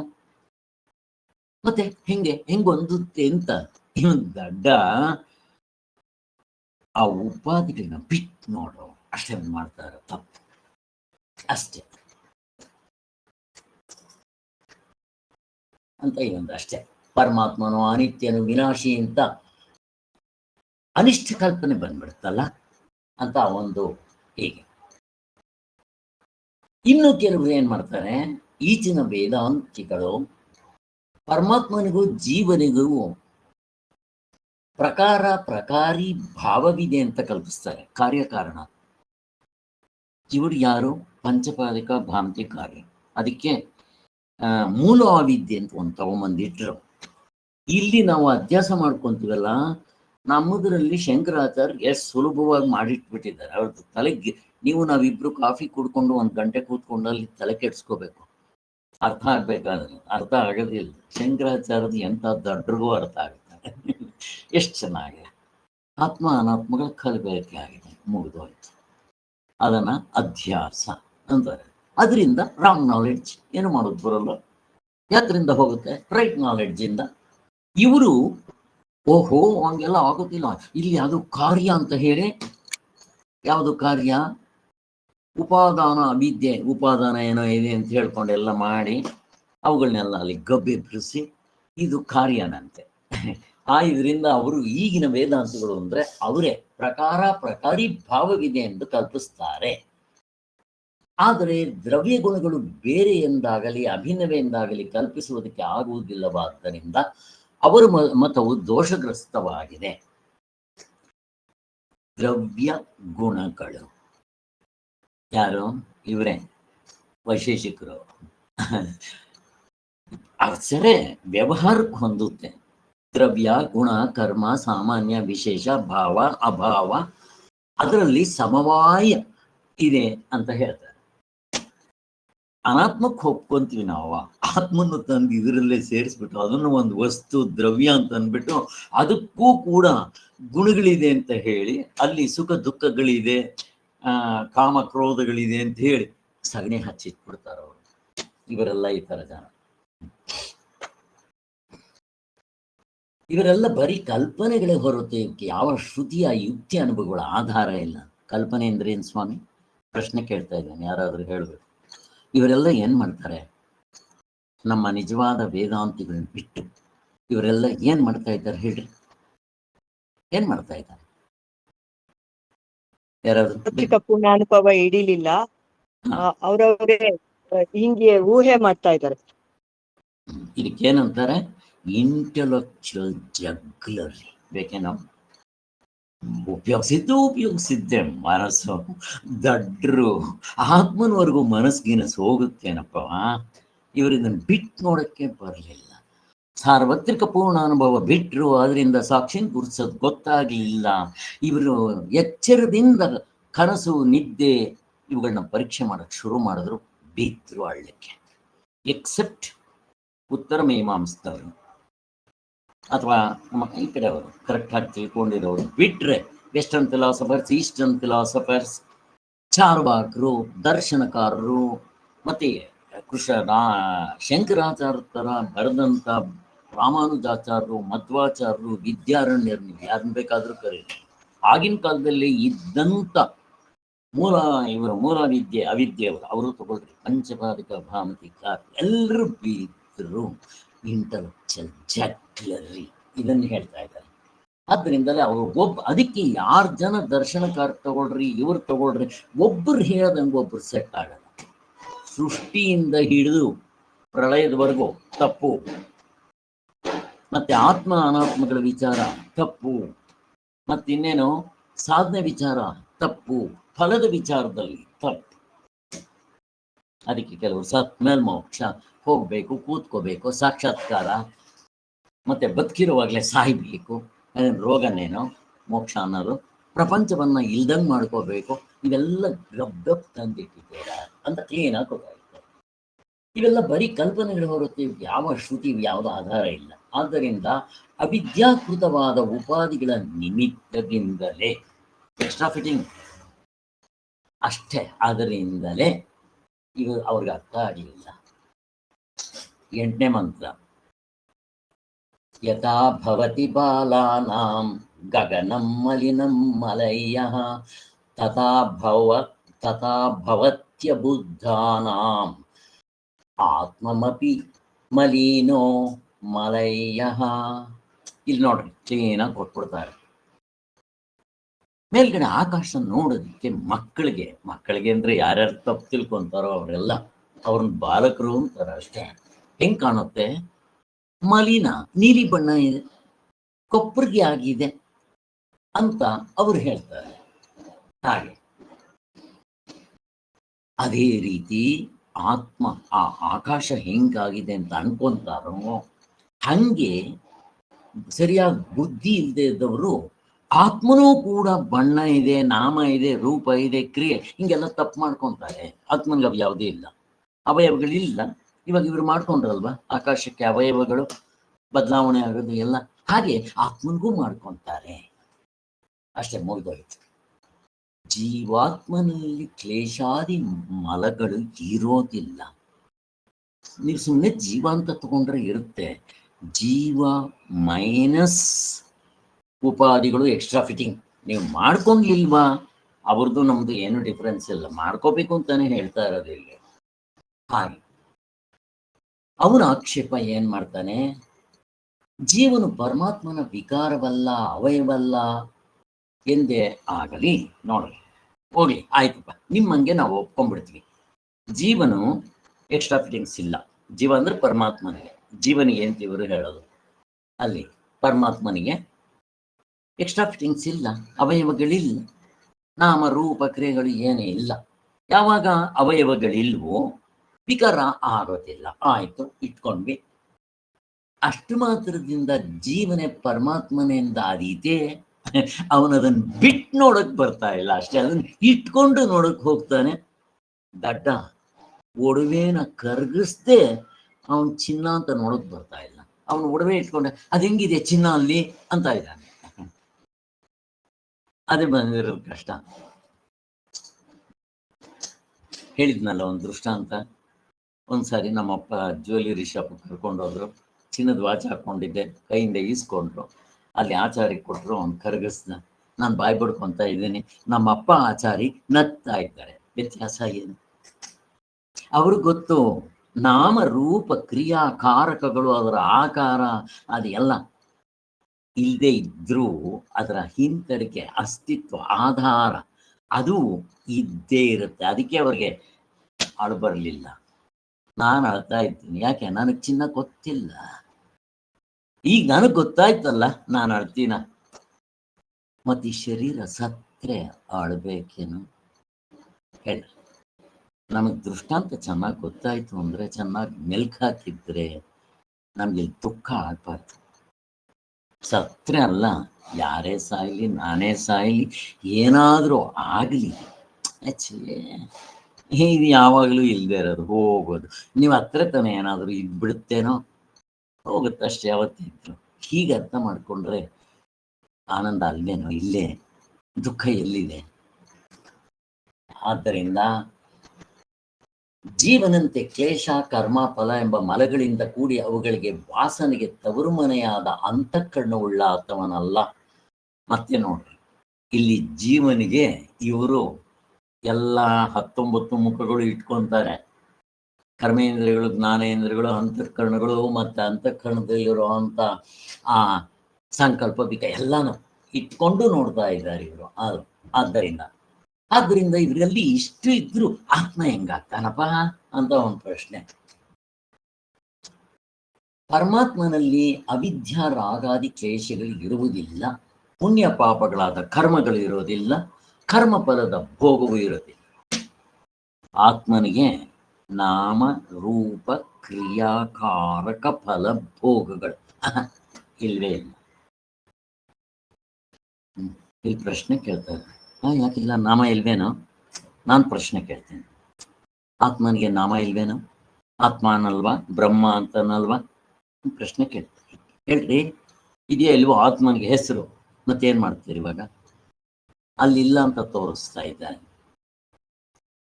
ಹೆಂಗೆ ಇದು ಪುತ್ರ ಏನ್ ಕೊಡ್ತೀರಾ? ಬೆರೆವಿಲ್ಲ, ನಾನು ಒಪ್ಕೊಂತೀನಿ. ಅವಯವಗಳಿಲ್ಲ, ವಿಕಾರಗಳಿಲ್ಲ, ಕ್ರಿಯೆ ಇಲ್ಲ, ಎಲ್ಲ ಒಪ್ಕೊಂಡ್ಬಿಡ್ತೀವಿ. ಹೆಸರಿದೆಯಲ್ಲ, ಏನ್ ಹೇಳ್ತೀವಿ? ಅನುಭವದಲ್ಲಿ ಹೆಂಗ್ ನೋಡ್ತೀರಾ? ಅಧ್ಯಾರೋಪ ಸರ್, ಅಷ್ಟೇ ಸರ್. ನಮ್ ಅದ್ ಸರಿ, ಅದಕ್ಕೋಸ್ಕರ ಅದ್ ಸರಿ, ನನ್ಗೆ ಅನುಭವದಲ್ಲಿ ತೋರಿಸಿ. ಅದು ಥಿಯರಿ ನಾಲೆಡ್ಜ್. ಗಾಢ ನಿದ್ರೆ ಏನು ಇಲ್ವಲ್ಲ ಸರ್. ಗಾಢ ನಿದ್ರೆನಲ್ಲಿ ಯಾವ ಹೆಸರು ಇಲ್ಲ, ಬ್ರಹ್ಮ ಅಂತಾನು ಗೊತ್ತಿಲ್ಲ, ಪರಮಾತ್ಮ ಅಂತಾನು ಗೊತ್ತಿಲ್ಲ. ಅನುಭವದಲ್ಲೇ ಇದೆ ಇದೆಯಲ್ಲ ಅಷ್ಟೇ. ಸರ್. ನಾವು ನಿದ್ದೆಗೆ ಹೋದಾಗ, ನಾನು ನಿದ್ದೆಲಿದ್ದಾಗ ನಾನೀಗ ಆತ್ಮನಾಗಿದ್ದೀನಿ ಯಾರಿಗಾದ್ರೂ ಅನ್ಸುತ್ತಾ? ಬ್ರಹ್ಮನಾಗಿದ್ದೀನಿ, ನನ್ನ ನಿಜವಾದ ಸ್ವರೂಪ, ನಾನು ಅನ್ನೋದಕ್ಕೆ ಯೋಗ್ಯವಾದ ವಸ್ತು ಅನ್ಸುತ್ತ? ಅದಕ್ಕೆ ನಾಮ ಇಲ್ಲ, ಹೋಗ್ಲಿ. ನಾನು ಅಲ್ಲಿದ್ದಾಗ ಇರವು, ಅರಿವು, ಆನಂದ ಅನ್ಸುತ್ತ? ಅನ್ಸಲ್ಲ. ಅನ್ಸಿದ್ರೆ ನೀವು ನಿದ್ದೆ ಮಾಡಿಲ್ಲ. ಹೀಗೆ ಅಲ್ಲಿ ಸೊಲ್ಲಿಲ್ಲ. ನೀವು ಏನ್ ಹೇಳಿದ್ರು ಕೂಡ ಇವೆಲ್ಲ ವ್ಯವಹಾರದಲ್ಲಿ. ಅದಕ್ಕೆ ಬಂಧ, ಮೋಕ್ಷ, ನಾಮ, ರೂಪ, ಕ್ರಿಯೆ, ನೀವೇನ್ ಬೇಕು, ಕರ್ತೃತ್ವ, ಭೋಕ್ತೃತ್ವ, ಪ್ರಮಾತೃತ್ವ, ಕಾರ್ಯ, ಕಾರಣ, ಸ್ಥೂಲ, ಸೂಕ್ಷ್ಮ, ಏನ್ ಬೇಕಾದ್ರೂ ಹೇಳಿ, ವ್ಯವಹಾರದಲ್ಲಿ ಬಿಟ್ರೆ ಅಲ್ಲಿ ಸೊಲ್ಲಿಲ್ಲ. ಅಲ್ಲಿ ಎಂಥದ್ದು ಇಲ್ಲ. ನಿತ್ಯ ಶುದ್ಧ ಬುದ್ಧ ಮುಕ್ತ ಸ್ವರೂಪ. ವೀರಪ್ಪ ಹೋಗ್ಲಿ ಹಂಗೆ ಇರ್ತಾನೆ.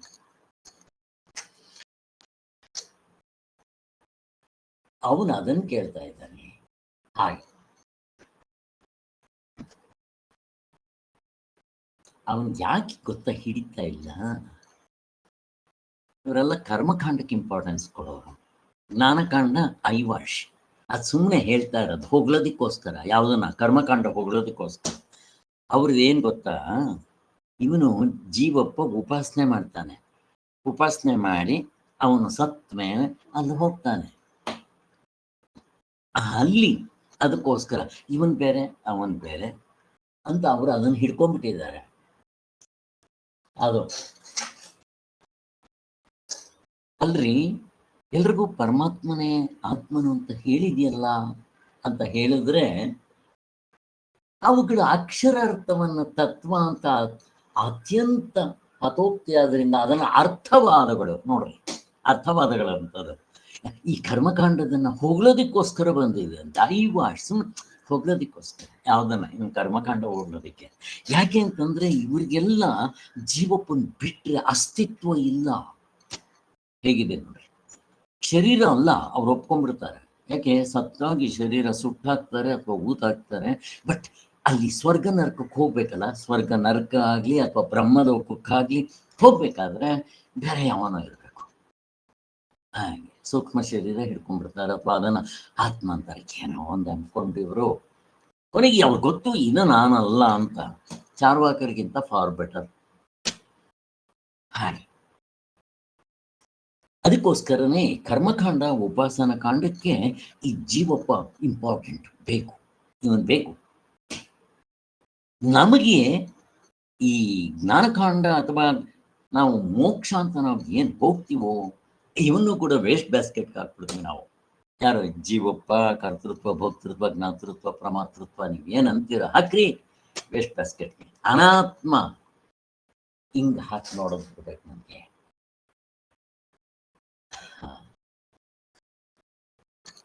ಆದ್ದರಿಂದ ಉಪಾಸನೆಯನ್ನ ಹೊಗಳೋದಕ್ಕೆ ಬಂದಿರುವ ವಾಕ್ಯಗಳನ್ನು ಹೇಳುವುದೇ ಸರಿ ಅಂತ ಈ ಭರ್ತೃ ಪ್ರಪಂಚರು ಬೇರೆಯವರೆಲ್ಲ ಹೇಳೋದು. ಇದಕ್ಕೆ ನಮ್ಗೆ ಆನ್ಸರ್ ಗೊತ್ತೇ ಇದೆ ಅಲ್ವಾ? ನೋಡ್ರಿ, ನಮ್ಗೆ ಅದು ಪ್ರಶ್ನೆ ಅರ್ಥ ಆಯ್ತು ಅಂದ್ರೆ ಉತ್ತರ ಎಷ್ಟು ಚೆನ್ನಾಗುತ್ತೆ. ನಿಜ ಹೀಗಿಲ್ಲ ಮತ್ತಿನ್ನೇನು? ಜೀವನೆಂದ್ರೆ ಜನರು ಬಗಿತಾ ಇರುವ ಆತ್ಮನು ನಿತ್ಯ ಶುದ್ಧನೇ ಆಗಿದ್ದು ಅವಿವೇಕಿಗಳು ಮಾತ್ರವೇ ಇದನ್ನು ಸಂಸಾರವೆಂದು ಭಾವಿಸ್ತಾರೆ. ನಾವು ಕೂಡ ಮೊದಲು ಜೀವ ಅಂದ್ರೆ ಇದೆ, ಈಗ ನಮ್ಗೆ ವಿಚಾರ ಗೊತ್ತಾಗಿದೆ, ಅನುಭವದಿಂದ ನೋಡ್ಕೊಂಡಿದ್ದೀವಿ. ಇದು ಎಚ್ಚರಕ್ಕೆ ಕನಸ್ಕೋಗಲ್ಲ, ಕನಸಿನ ಎಚ್ಚರಕ್ಕೆ ಬರೋಲ್ಲ, ಇವರಿಬ್ರು ನಿದ್ದೆಗೆ ಹೋಗಲ್ಲ. ನಿದ್ದೆಯಲ್ಲಿ ನಾವು ಆತ್ಮನಾಗಿರೋದು. ಇಲ್ಲೇನ್ ಕರಗಿಸಿ ಗಿರ್ಗಿಸಿ ತಿರ್ಗಾ ಆಚಾರಕ್ಕೆ ಕೊಟ್ಟು ಒಡವೆ ಮಾಡ್ಬೇಕಾಗಿಲ್ಲ. ಪ್ರತಿದಿನ ನಾನು ಮಲ್ಕೊಂಡ್ರೆ ಆತ್ಮನಾಗಿರ್ತೇನೆ, ಎದ್ರೆ ಮತ್ತೆ ಜೀವಪ್ಪನಾಗಿರ್ತೇನೆ. ಅದನ್ನ ಮೈನಸ್ ಮಾಡಿ ಇಲ್ಲೇ ನೋಡೋದ್ ಕಲ್ತ್ಕೊಂಡ್ರೆ ಮೋಕ್ಷ ಅಂದ್ರೇನು? ಅಷ್ಟೇ, ಮುಗ್ದೋಯ್ತು ನಮಗೆ.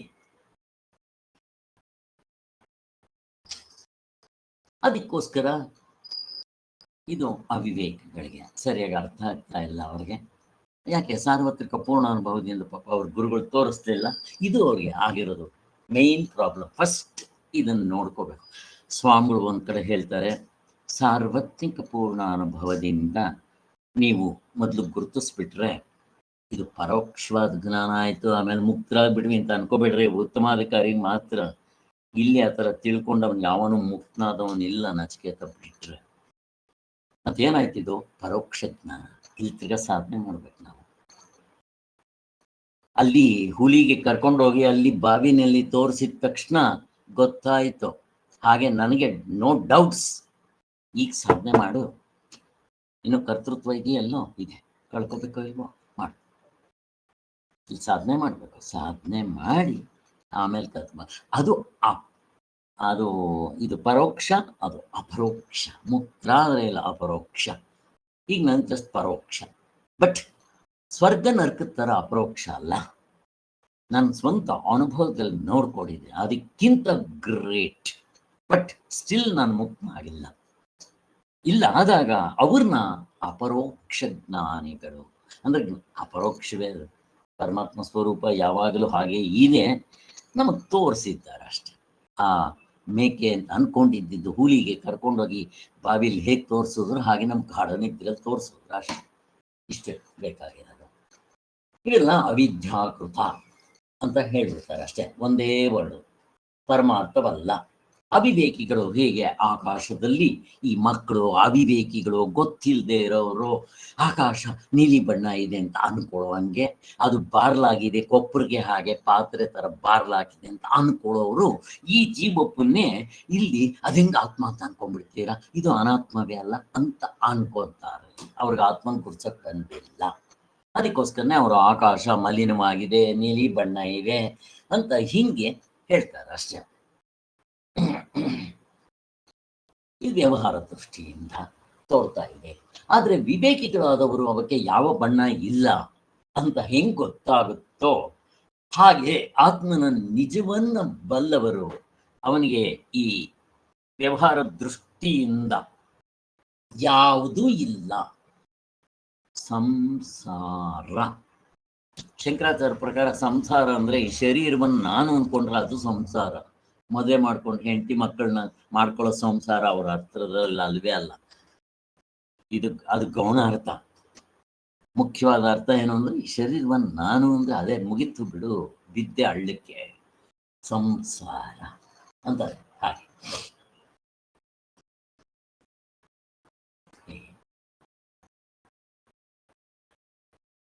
ಬಿಸಿಲು ಕುದುರೆ ನೀರು ದೂರದಿಂದ ಕಾಣ್ತಾ ಇರುತ್ತೆ, ನೀನು ಹೋಗ್ತೀಯ, ಗೊತ್ತಾಗುತ್ತೆ ಅವಾಗ. ಹಾಗೆ ಅವಿವೇಕಿಗಳು ನೀರಿದೆ ಅನ್ಕೊಂತಾರೆ. ಹಾಗೆ ವಿವೇಕಿಗಳು ಅರೆ ಇದು ಬಿಸಿಲು ಕುದುರೆ ನೀರಪ್ಪ, ಅಲ್ಲೇನು ನೀರಿಲ್ಲ ಇದ್ದಂತೆ ತೋರುತ್ತೆ. ಬ್ರಹ್ಮಜ್ಞಾನಿಗಳಿಗೆ ಶರೀರ ತೋರ್ತಾ ಇದ್ರು, ಇದು ನಿಜವಾಗ್ಲೂ ನನ್ನ ಸ್ವರೂಪವಲ್ಲ, ನಾನು ಇನ್ಸ್ಟ್ರೂಮೆಂಟ್, ಇದು ನನ್ನದು, ನಾನಲ್ಲ. ಹೇಗಿದೆ ನೋಡ್ರಿ, ನಾನು ಅಂತ ಕರಿಬೇಕಾದ್ರೆ ನಮ್ಮ ಅಪ್ಪನ ಎಷ್ಟು ಚೆನ್ನಾಗಿದೆ ಗೊತ್ತಾಗ್ಬಿಡುತ್ತೆ ಅವರಿಗೆ. ಇನ್ಸ್ಟ್ರೂಮೆಂಟ್ ಯಾವುದು, ಇದು ಯಾವುದು.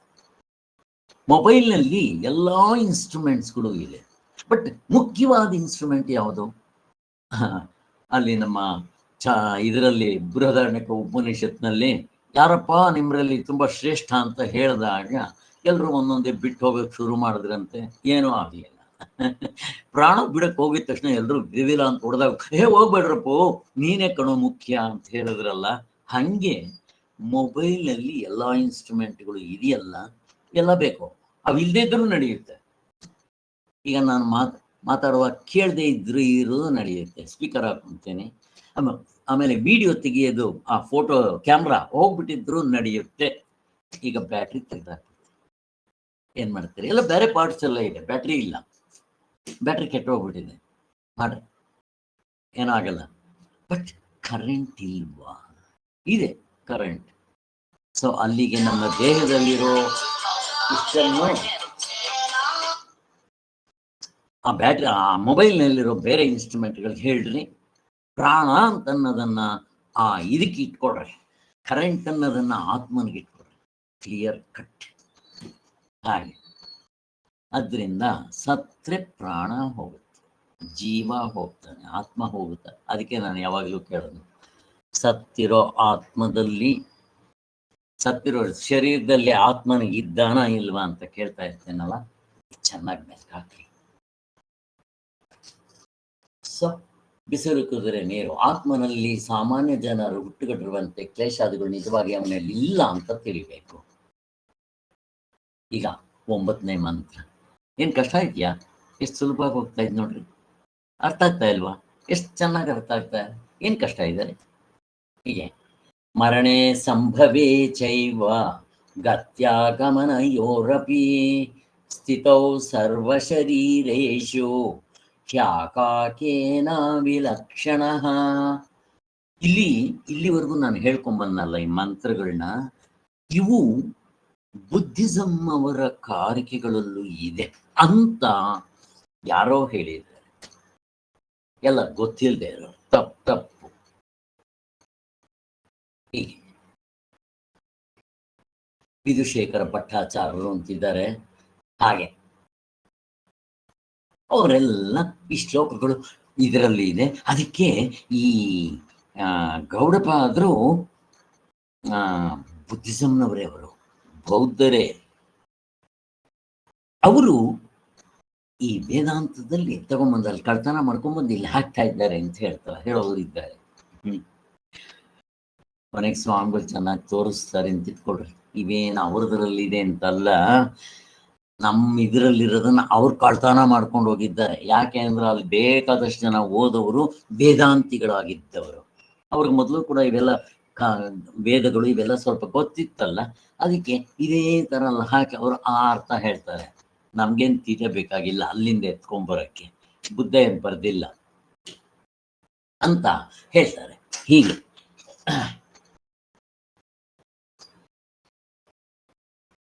ಇಲ್ಲಿ 9ನೇ ಮಂತ್ರದ್ದು ನೋಡ್ರಿ,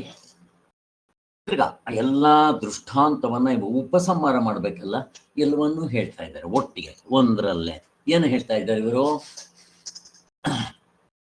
ಮೊದಲನೇ ಎಕ್ಸಾಂಪಲ್ ಜ್ಞಾಪಕ ಇಟ್ಕೊಡ್ರಿ. ಒಂದು ಕುಂಡ ತಗೊಂಬಂದು ಇಲ್ಲಿಟ್ಟೆ, ಅದರಲ್ಲಿ ಘಟಾಕಾಶ ಸೂರ್ಯ ಕಾಣ್ತು. ಅಲ್ಲಿಗೆ ಹುಟ್ಟದ್ನ ಆಕಾಶ ಮತ್ತೆ ಸೂರ್ಯ ಹುಟ್ಟಿದ್ರ, ಇಲ್ಲಿಂದ ಅಲ್ಲಿಗೆ ತಗೊಂಡೋದ್ರೆ ಆಕಾಶ ಸೂರ್ಯ ಅಲ್ಲಿಗೆ ಹೋದ್ರ, ಅಲ್ಲಿಂದ ಇಲ್ಲಿಗೆ ತಗೊಂಬಂದೆ. ಇಲ್ಲಿಗೆ ಏನಾದ್ರು ಬಂದ್ರ ಈಗ ಅದನ್ನು ಹೊಡೆದಾಕ್ಬಿಡ್ತೀನಿ. ಆಕಾಶ ಏನಾದ್ರು ಸತ್ತೋಯ್ತಾ? ಇಲ್ಲ. ಅದ್ರಲ್ಲಿ ನಾನು ಗಂಧ ಹಾಕ್ತೀನಿ, ಇನ್ನೊಂದ್ರಲ್ಲಿ ಸಗಣಿ ಹಾಕ್ತೀನಿ. ಈ ಆಕಾಶಕ್ಕೆ ಏನಾದ್ರು ಕೆಟ್ಟ ವಾಸನೆ ಅಥವಾ ಗಂಧದ ವಾಸನೆ ಏನಾದ್ರು ಬರುತ್ತೇನೋ? ಹೊಗೆ, ಧೂಳು, ಇವೆಲ್ಲ ಇವಕ್ಕೆ ಹೆಸರುಗಳು.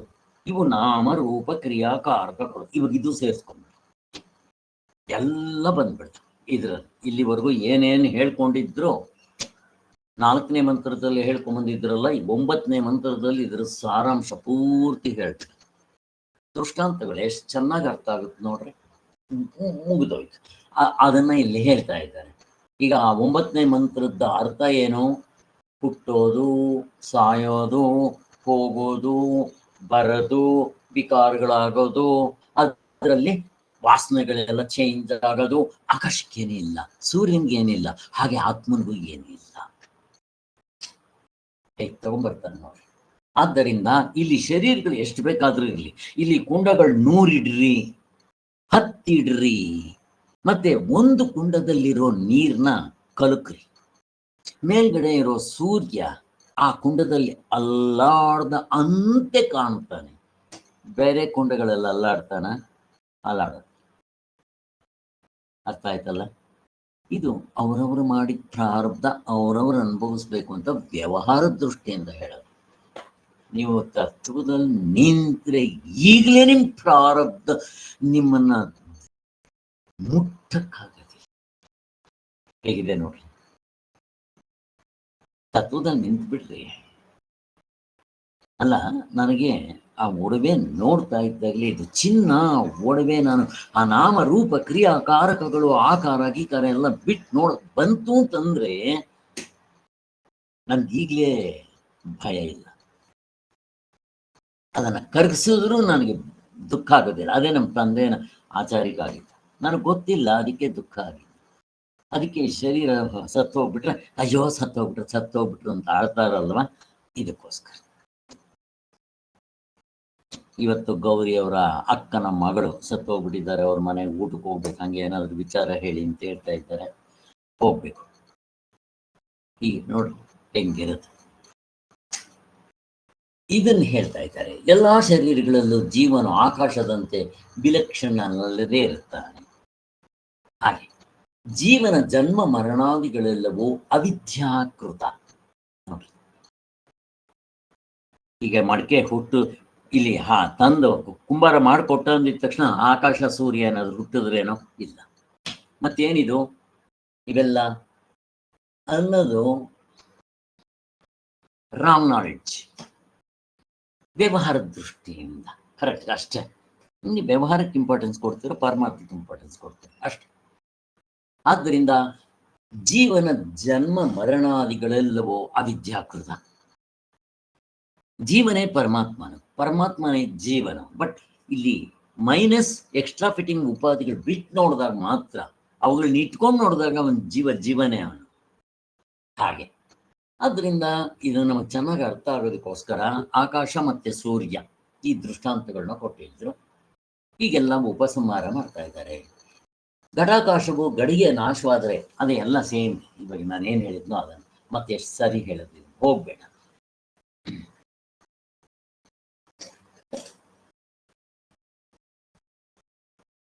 ಅದರ ಗುಣಗಳಾಗಲಿ ದೋಷಗಳಾಗಲಿ ಆಕಾಶಕ್ಕೆ ಒಂದಿಷ್ಟು ಅಂಟ್ಕೊಳ್ಳೋದಿಲ್ಲ. ಈ ಕುಂಡ ಹುಟ್ಟಿದ್ದು, ಹೋಗಿದ್ದು, ಬಂದಿದ್ದು, ಇದ್ದಿದ್ದು ಒಂದರಲ್ಲಿ ನೀರಲ್ಲಾಡಿಸಿದ್ರೆ ಯಾವುದೂ ಅದಕ್ಕೆ ಸಂಬಂಧನೇ ಇಲ್ವಲ್ಲ. ಹಾಗೆ ನಮ್ಮ ಆತ್ಮನಿಗೆ ಈ ಇಷ್ಟು ಉಪಾಧಿಗಳು, ಜನಗಳು, ಪಾಪ್ಯುಲೇಷನ್ ಇಷ್ಟು ಜಾಸ್ತಿ, ಏನ್ ಬೇಕಾದ್ರೂ ಹೇಳ್ಕೊಡ್ರಿ, ಯಾವುದೂ ಅದಕ್ಕೆ ಅಂಟಲ್ಲ. ಅದಕ್ಕೋಸ್ಕರನೇ ಅದಕ್ಕೆ ಡೆಫಿನೇಷನ್ ಏನು, ನಿತ್ಯ ಶುದ್ಧ ಬುದ್ಧ ಮುಕ್ತ ಸ್ವರೂಪನ ನೀವು ತಿಳ್ಕೊಳ್ಳಿ ಬಿಡ್ರಿ. ಅವನಿರೋದೇ ಹಾಗೆ, ಅವನಿಗೇನು ಅಂಟೋದಿಲ್ಲ. ಸೊ ಅಲ್ಲಿ ಗಡಿಗೆ ನಾಮ ಕೊಡ್ರಿ, ರೂಪ ಕೊಡ್ರಿ, ಅದರ ಕ್ರಿಯೆಗಳು ಮಾಡಲಿ, ಏನು ಮಾಡಿದ್ರೂ ಕೂಡ ಆಕಾಶಕ್ಕೆ ಏನೋ ಅನ್ಸಲ್ಲಲ್ಲ. ಹಾಗೆ ಆತ್ಮನಿಗೆ ಯಾವುದೂ ಇಲ್ಲ, ನಾಮ ರೂಪ ಎಂಥದ್ದು ಇಲ್ಲ ಅಂತ ಹೇಳ್ತಾ ಇದ್ದಾರೆ. ಆಕಾಶವು ತಾನು ಇದ್ದಂತೆ ಇರುತ್ತಲ್ಲ, ಹಾಗೆ ಆತ್ಮನು ನಿತ್ಯ ಶುದ್ಧ ಬುದ್ಧ ಮುಕ್ತ ಸ್ವರೂಪನು. ಆಕಾಶವು ಮತ್ತೊಂದರ ಸಂಬಂಧವಾಗದ ದ್ರವ್ಯ. ಆಕಾಶಕ್ಕೆ ಯಾವ್ದು ಅಂಟು. ಈ ಸುಬ್ರಾಯ್ ಶರ್ಮಾ ಯಾವಾಗಲೂ ಹೇಳ್ತಾ ಇದ್ರು, ಅವರೊಂದು ದೃಷ್ಟಾಂತ ಕೊಡ್ತಾರೆ. ನೀವು ನಮ್ಮ ದೇಶ ಅಲ್ಲ, ಪ್ರಪಂಚದಲ್ಲಿರೋ ಎಲ್ಲಾ ಸೈನಿಕರನ್ನು ನಿಲ್ಲಿಸಿ ಆಕಾಶಕ್ಕೆಲ್ಲರೂ ಒಂದೇ ಸಾರಿ ಗುಂಡಿಟ್ಟು ಹೊಡಿಬೇಕು, ಆಕಾಶಕ್ಕೆ ಏನಾಗತ್ತೆ ಸ್ವಾಮಿ ಅಂತ ಪ್ರಶ್ನೆ. ಹಾಗೆ ಮಕ್ಕಳಿಗೆ ಹೇಳ್ತಾ ಇದ್ರು, ಚೆನ್ನಾಗಿರ್ತಾ ಇತ್ತು. ಏನಾಗುತ್ತೆ? ಏನೇನು ಆಗಲ್ಲ, ನಿಮ್ಮ ಶಬ್ದನೂ ಆಗಲ್ಲ, ಅಲ್ಲಿಗೆ ರೀಚ್ ಆಗಲ್ಲ, ಜೊತೆಗೆ ಅವನು ಸಾಯೋದು ಇಲ್ಲ. ಯಾಕೆ? ಅವನಲ್ಲಿ ಅವಯವಗಳಿಲ್ಲ, ಏನಿಲ್ಲ, ಅವನು ಸಾಯೋನಲ್ಲ. ಆಕಾಶನಿಗೆ ಸಾಯಿಸಕ್ಕೆ ಹೋಗ್ತೀರಾ? ನೀವು ಹೊಡೆದಿದ್ದು ಗುಂಡು ಎಲ್ಲಿವರೆಗೂ ಹೋಗುತ್ತೋ ಗೊತ್ತಿಲ್ಲ, ಇಲ್ಲೇ ಹೇಗಿದೆ ನೋಡ್ರಿ. ಆಕಾಶವು ಮತ್ತೊಂದರ ದ್ರವ್ಯ ಆಗ್ಲಿ, ಅದನ್ನ ಇನ್ನೇಂತಾರೆ, ಅಮೂರ್ತ ದ್ರವ್ಯ. ಅಫ್ಕೋರ್ಸ್ ದ್ರವ್ಯ ಅಂತಾನೆ ಕರಿಬಹುದು, ಯಾಕೆ ಅಂದ್ರೆ ಅವಕ್ಕೂ ಗುಣ ಇದೆ. ಇಲ್ಲಿ ಪಂಚಭೂತಗಳಲ್ಲಿ ಮೂರ್ತ ಅಮೂರ್ತ, ಕೆಳಗಿನ ಮೂರನ್ನ ಮೂರ್ತ ಅಂತ ಕರೀತಾರೆ. ಯಾಕೆ ಗೊತ್ತಾಗುತ್ತೆ. ಮಿಕ್ಕಿರೋ ಎರಡು ಗಾಳಿ ಆಕಾಶವನ್ನ ಅಮೂರ್ತ ಅಂತ ಕರೀತಾರೆ ಅಷ್ಟೇ. ಅದನ್ನು ಹೇಳ್ತಾ ಇದ್ದಾರೆ. ಆದ್ದರಿಂದ ನಿಜವಾಗಿ ನೋಡಿದರೆ ಗಡಿಗೆ ಎಂಬುದು ಆಕಾಶದ ಕಾರ್ಯವಾದ ಪೃಥ್ವಿಯ ಆಕಾರವೇ ಆಗಿರುವುದೆಂಬುದಂತೂ ಗಡಿಗೆಯು ಯಾವ ಧರ್ಮವೂ ಆಕಾಶಕ್ಕೆ ಸೋಂಕೋದಿಲ್ಲ. ಹಾಗೆ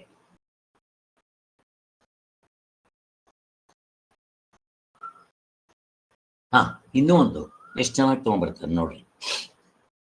ನೀವೇನೋ ಗಡಿಗೆ ಗಡಿಗೆ ಗಡಿಗೆ ಅಂತ ಇಷ್ಟೊತ್ತು ದೃಷ್ಟಾಂತ ಕೊಡ್ತಾ ಇದ್ರಲ್ಲ, ಈಗ ಗಡಿಗೆ ಏನು ಸ್ವಲ್ಪ ವಿಚಾರ ಮಾಡ್ರಿ. ಗಡಿಗೆ ಅಂದ್ರೆ ಏನು? ಮಡಕೆ, ಕೊಡಕೆ, ಶಾವ, ತಟ್ಟೆ, ಯಾವುದು ಒಂದನ್ನು ತಿಳಿದ್ರೆ ಎಲ್ಲವನ್ನು ತಿಳಿದಂಗಾಗುತ್ತೆ ಅಂತ ಅಂದ್ರಲ್ಲ. ಯಾಕೆ ಹೇಳಿದ್ರಿ ಇದು? ಇವಕ್ಕೆ ನಾಮ ರೂಪ ಕ್ರಿಯಾಕಾರಕ ಫಲಗಳು ಬೇರೆ ಬೇರೆ ಇದೆ. ಆದ್ರೆ ಮಣ್ಣು ಅಂತ ಗೊತ್ತಾದಾಗ ಇವುಗಳೆಲ್ಲ ಕಳ್ಸ್ಕೊಂಡ್ಬಿಡ್ತೀವಿ ಅಲ್ವಾ? ಈಗ ಮಡಕೆ ಯಾತ್ರಿಂದಾಗಿದೆ ಸ್ವಾಮಿ? ಮಣ್ಣಿಂದ. ಆಕಾಶ ಅನ್ನೋದಕ್ಕೆ ಮಣ್ಣಿಗೆ ಇಂಥ ಹಿಂದೆಗಡೆ ಸೂಕ್ಷ್ಮವಾಗಿರೋದು. ಈ ಮಣ್ಣಿಗೆ ಅಸ್ತಿತ್ವ ಬಂದಿರೋದು ಯಾವುದರಿಂದ? ಭೂಮಿಯಲ್ಲಿ 75% ನೀರಿದೆ, ಇನ್ನು ಕಾಲ್ ಭಾಗ ಭೂಮಿ ಇರೋದು. ಅಲ್ಲಿ ಏನಾಯ್ತು, ಆ ಜಲ ಅಥವಾ ಆ ಅದು ನೀರು ಭೂಮಿನೆಲ್ಲ ವ್ಯಾಪಿಸಿದ್ದು 75%. ಕಾಲ್ ಭಾಗ ಮಾತ್ರ ಭೂಮಿ, ಒಳಗಡೆ ಎಲ್ಲ ನೀರೇ ಇರೋದು, ಮೇಲ್ಗಡೆ ಮಾತ್ರ ಭೂಮಿ ಅಷ್ಟೇ. 75% ವಾಟರ್ ಇನ್ 25%, ಅದೇ ಮುಖ್ಯ.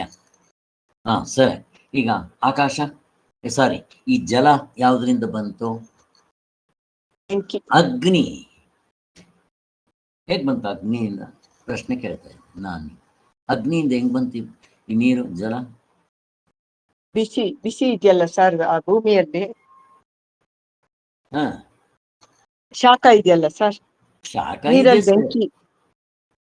ಅದೇ ನೀರಿನಲ್ಲಿ ಬೆಂಕಿ ಹೆಂಗೆ ಅಂತ ಕೇಳ್ತಾ ಇದ್ದೆ. ಈಗೆಲ್ಲ ಕಂಡಿಡ್ದಿದ್ದಾರಲ್ಲ ಸರ್, ಈಗ ಸ್ಟವ್ ಸಹಿತ ಬಂದಿದ್ಯಂತೆ, ನೀರಲ್ಲಿ ಉರಿಯೋಂತ ಸ್ಟವ್. ಅದಲ್ಲಮ್ಮ, ಈಗ ಮಳೆ ಎಲ್ಲಿಂದ ಬರುತ್ತೆ ನಿಮ್ಗೆ? ಹಾ, ನೀರ್ ಆವಿಯಾಗಿ ಬೆಂಕಿ ಸೂರ್ಯನ ನೀರು ಸೂರ್ಯನ ಆವಿಯಾಗಿ ಮೋಡಗಳು ಕಟ್ಕೊಂಡು ಬರಬೇಕು. ಆ ದೃಷ್ಟಿಯಿಂದ ಅದನ್ನ ಅಗ್ನಿ ಅಂತ ಕರೀತಾರೆ. ಈಗ ಅಗ್ನಿ ಉರಿಬೇಕಾದ್ರೆ ಹಿಂದೆಗಡೆ ಗಾಳಿ ಇರಬೇಕು. ನೀವು ಕ್ಯಾಂಡಲ್ ಹಚ್ಚಿದ್ರೆ ಗಾಳಿ ಇರಲೇಬೇಕು.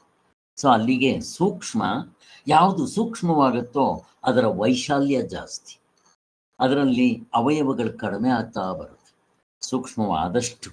ಮತ್ತದು ಸೂಕ್ಷ್ಮ, ಅದನ್ನ ಹಿಂದೆಗಡೆ ಇದೆ, ಅದು ಆತ್ಮ, ಅದು ಆನಂದ ಸ್ವರೂಪ.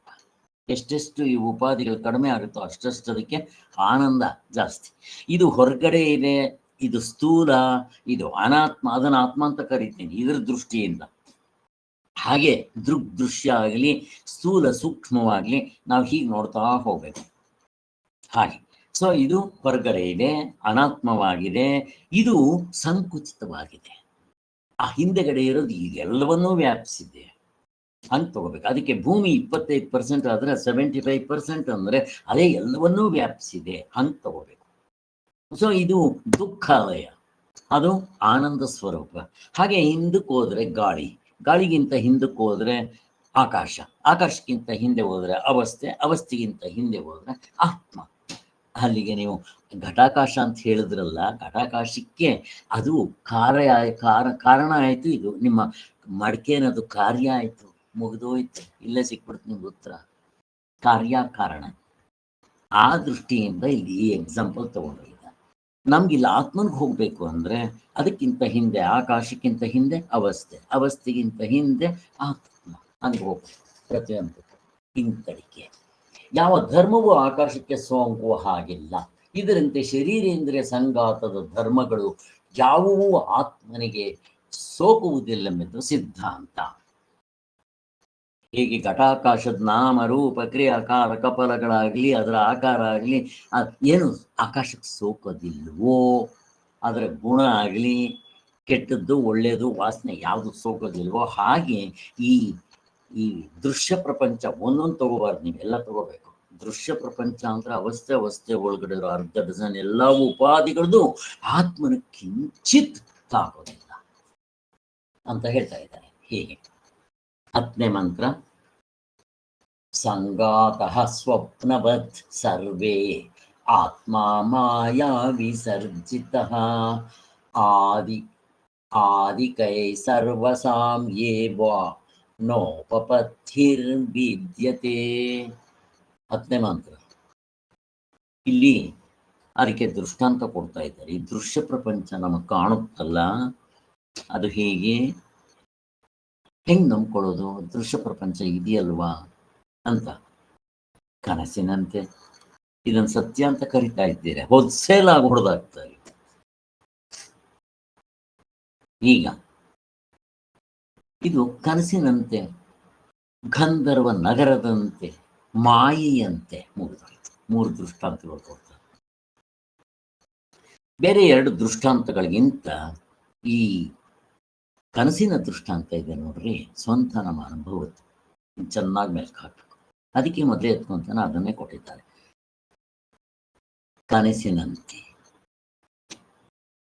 ಈಗ ಕನಸಿನಲ್ಲಿದ್ದಾಗ ಈ ದೃಶ್ಯ ಪ್ರಪಂಚ ಹಾಗೇ ತೋರ್ತಾ ಇತ್ತು, ಎಲ್ಲ ಇತ್ತು ಅದರಲ್ಲಿ.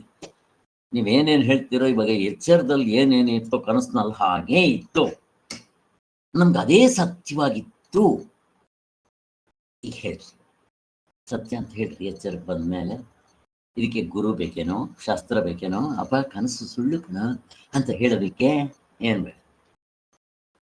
ಏಕೆ ನಾನು ವೇದಾಂಗಗಳನ್ನ ಕಲ್ತ್ಕೋಬೇಕೇನೋ, ಏನು ಬೇಕಾಗಿ ಠಕ್ ಅಂತ ಹೊಡೆದಾಗ್ತೀವಿ, ಮುಗ್ದೋಯ್ತು. ಏನು ಕಡಿಮೆ ಇದೆ ಅದರಲ್ಲಿ, ದೃಶ್ಯ ಪ್ರಪಂಚದಲ್ಲಿ.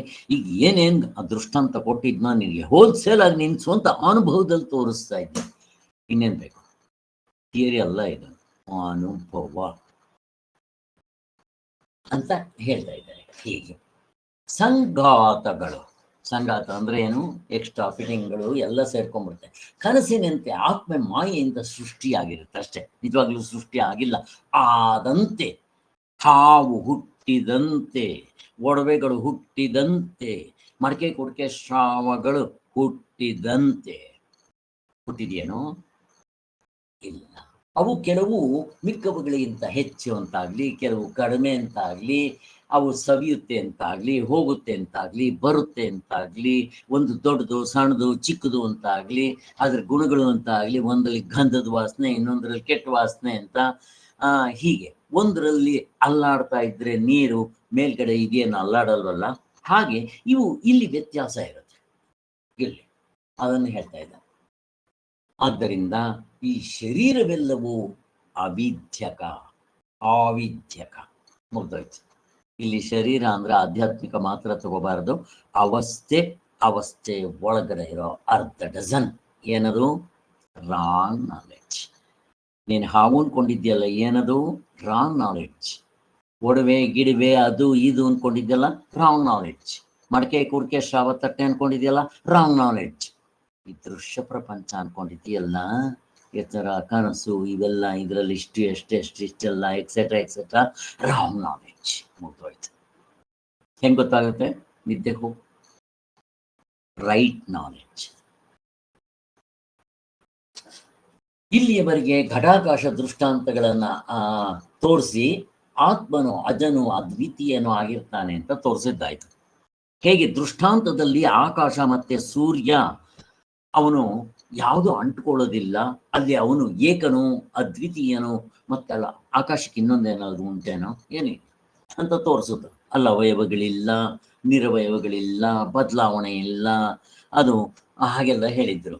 ಈಗ ಇಲ್ಲಿ ನಮಗೆ ಆತ್ಮನ ತೋರಿಸ್ಬೇಕಾಗಿದೆ, ಅದು ದೃಷ್ಟಾಂತ. ಹಾಗೆ ಆತ್ಮನು ಅದ್ವಯನು, ಅದ್ವಯನು, ಅದ್ವಿತೀಯನು, ಅಸಂಗನ, ಅವಯವಗಳಿಲ್ಲ, ನಿರವಯವಗಳಿಲ್ಲ, ಎಲ್ಲವನ್ನ ಅವನ್ನ ಅದಕ್ಕೆ ಅವನ್ನ ನಿರವಯವ ಅಂತ ಕರೆಯೋದು. ಕ್ರಿಯೆ ಇಲ್ಲ, ಕಾರಕಗಳಿಲ್ಲ, ಫಲಭೋಗಗಳಿಲ್ಲ, ನಾಮ ರೂಪ ಕ್ರಿಯೆಗಳು ಇಲ್ಲ ಅವನಿಗೆ.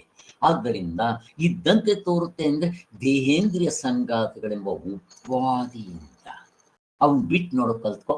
ಅನೇಕ ಜೀವರಾಗಿಯೋ ಅನೇಕ ಜೀವರು, ಅದಕ್ಕೆ ಹೇಳಿದ್ದು ಆಧ್ಯಾತ್ಮಿಕವಾಗಿ ನಾನು, ಆದಿಭೌತಿಕವಾಗಿ 84 ಲಕ್ಷ ಜೀವರಾಶಿಗಳು ನನಗಿದ್ದಂಗೆ ಕರ್ತೃತ್ವ ಭೋಕ್ತೃತ್ವ 14 ಲೋಕಗಳಲ್ಲಿ ಎಲ್ಲ ತಗೊಂಡ್ಬಿಡ್ಬೇಕು.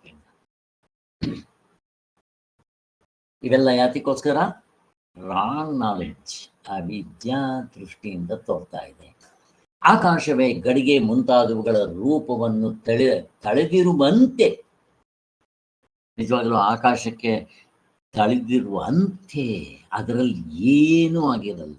ನೀವು ಉಪಾಧಿ ನೋಡಿಕೊಂಡು ಆಕಾಶವನ್ನ ಮೆಷರ್ ಮಾಡ್ತಾ ಇದ್ದೀರ. ಅದಕ್ಕೋಸ್ಕರನೇ ನಿಮ್ಗೆ ಆಕಾಶ ಅಂತಂದ್ರೆ ಈ ಘಟಾಕಾಶ ಅಂತ ನೀವು ಮಾಡ್ಕೊಂಡ್ಬಿಟ್ಟಿದ್ದೀರಿ. ಹಂಗೇನಿಲ್ಲ, ಅದು ಹೇಗಿದೆಯೋ ಹಾಗಿದೆ, ಅದರ ರಿಫ್ಲೆಕ್ಷನ್ ಇದೆ. ಹಾಗೆ ಆತ್ಮನಲ್ಲೂ ಕೂಡ ನಾವು ದೃಷ್ಟಾಂತ ನೋಡಿದ್ಮೇಲೆ ದ್ರಾಷ್ಟಾಂತಿಕ ಚೆನ್ನಾಗಿ ಮೆಲ್ಕಾಕ್ಬೇಕು.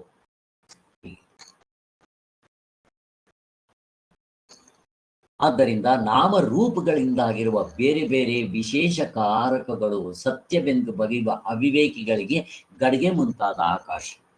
ಹೇಗೆ ಆ ಚಿಕ್ಕ ಮಕ್ಕಳು ಇಲ್ಲಿ ಮಲಿನ ಆಗಿದೆ ಅಂದ್ರೆ ನೀಲಿ ಬಣ್ಣ ಇದೆ, ಕೊಪ್ಪರಿಗೆ ಇದೆ ಅಂತ ಅನ್ಕೊಂತಾರೋ, ಹಾಗೆ ಈ ಉಪಾಧಿಗಳಿಂದ ಇದು ಹುಟ್ಟು ಹೋಯ್ತು ಬಂತು ಮತ್ತೆ ತಿರ್ಗಾ ಸಾಯಿತು, ಇವೆಲ್ಲ ಏನ್ ಮಾಡ್ಕೊಂತಾರೋ ಉಪಾಧಿಗಳ ವಶದಿಂದ, ಹಾಗೆ ಅವಿವೇಕಿಗಳು ಹಾಗೆ ಮಾಡ್ಕೊತಾ ಇದ್ದಾರೆ.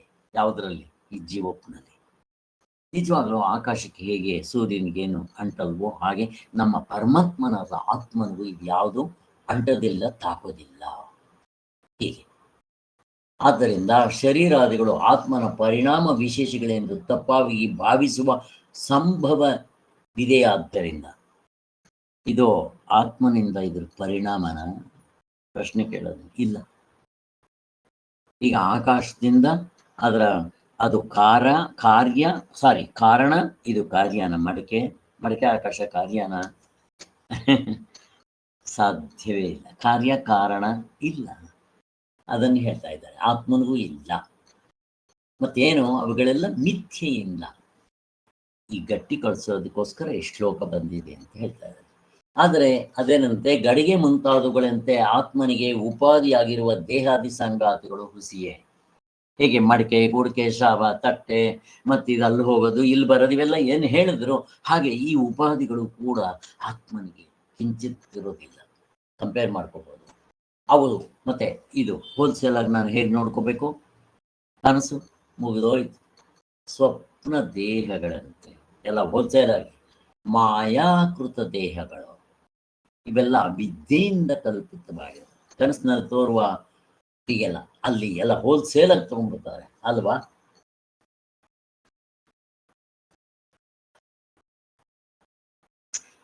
ಆದ್ದರಿಂದ ಈ ಶರೀರೇರಿಯ ಸಂಗಾತಗಳು ಆಧ್ಯಾತ್ಮಿಕ, ಆದಿಭೌತಿಕ, ಆದಿದೈವಿಕ ಏನಿರುತ್ತೋ ಇವೆಲ್ಲವೂ ಕೂಡ ನಾವು ಆತ್ಮ ತಿಳ್ಕೊಳ್ಳದೆ ಇರೋದು ಅಷ್ಟೆ.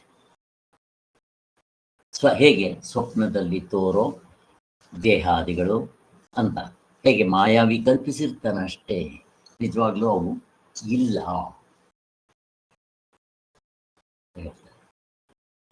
ಆದ್ದರಿಂದ ನಮ್ಗೆ ಎಚ್ಚರದಲ್ಲಿ ಕಾಣ್ತಾ ಇರೋ ಈ ಅನೇಕ ನಾಮರೂಪಗಳು, ಕ್ರಿಯೆಗಳು, ಅನೇಕ ಕರ್ತೃಭೋಕ್ತೃಗಳು, ಅನೇಕ ಜೀವಿಗಳು, ಇವೆಲ್ಲ ನಾವು ಏನು ಹೇಳ್ತೀವೋ ರಾಂಗ್ ನಾಲೆಡ್ಜ್ ಇಂದ ಆತ್ಮನಿಗಿಂತ ಬೇರೆ ಆಗಿರಕ್ಕೆ ಬರೋಲ್ಲ.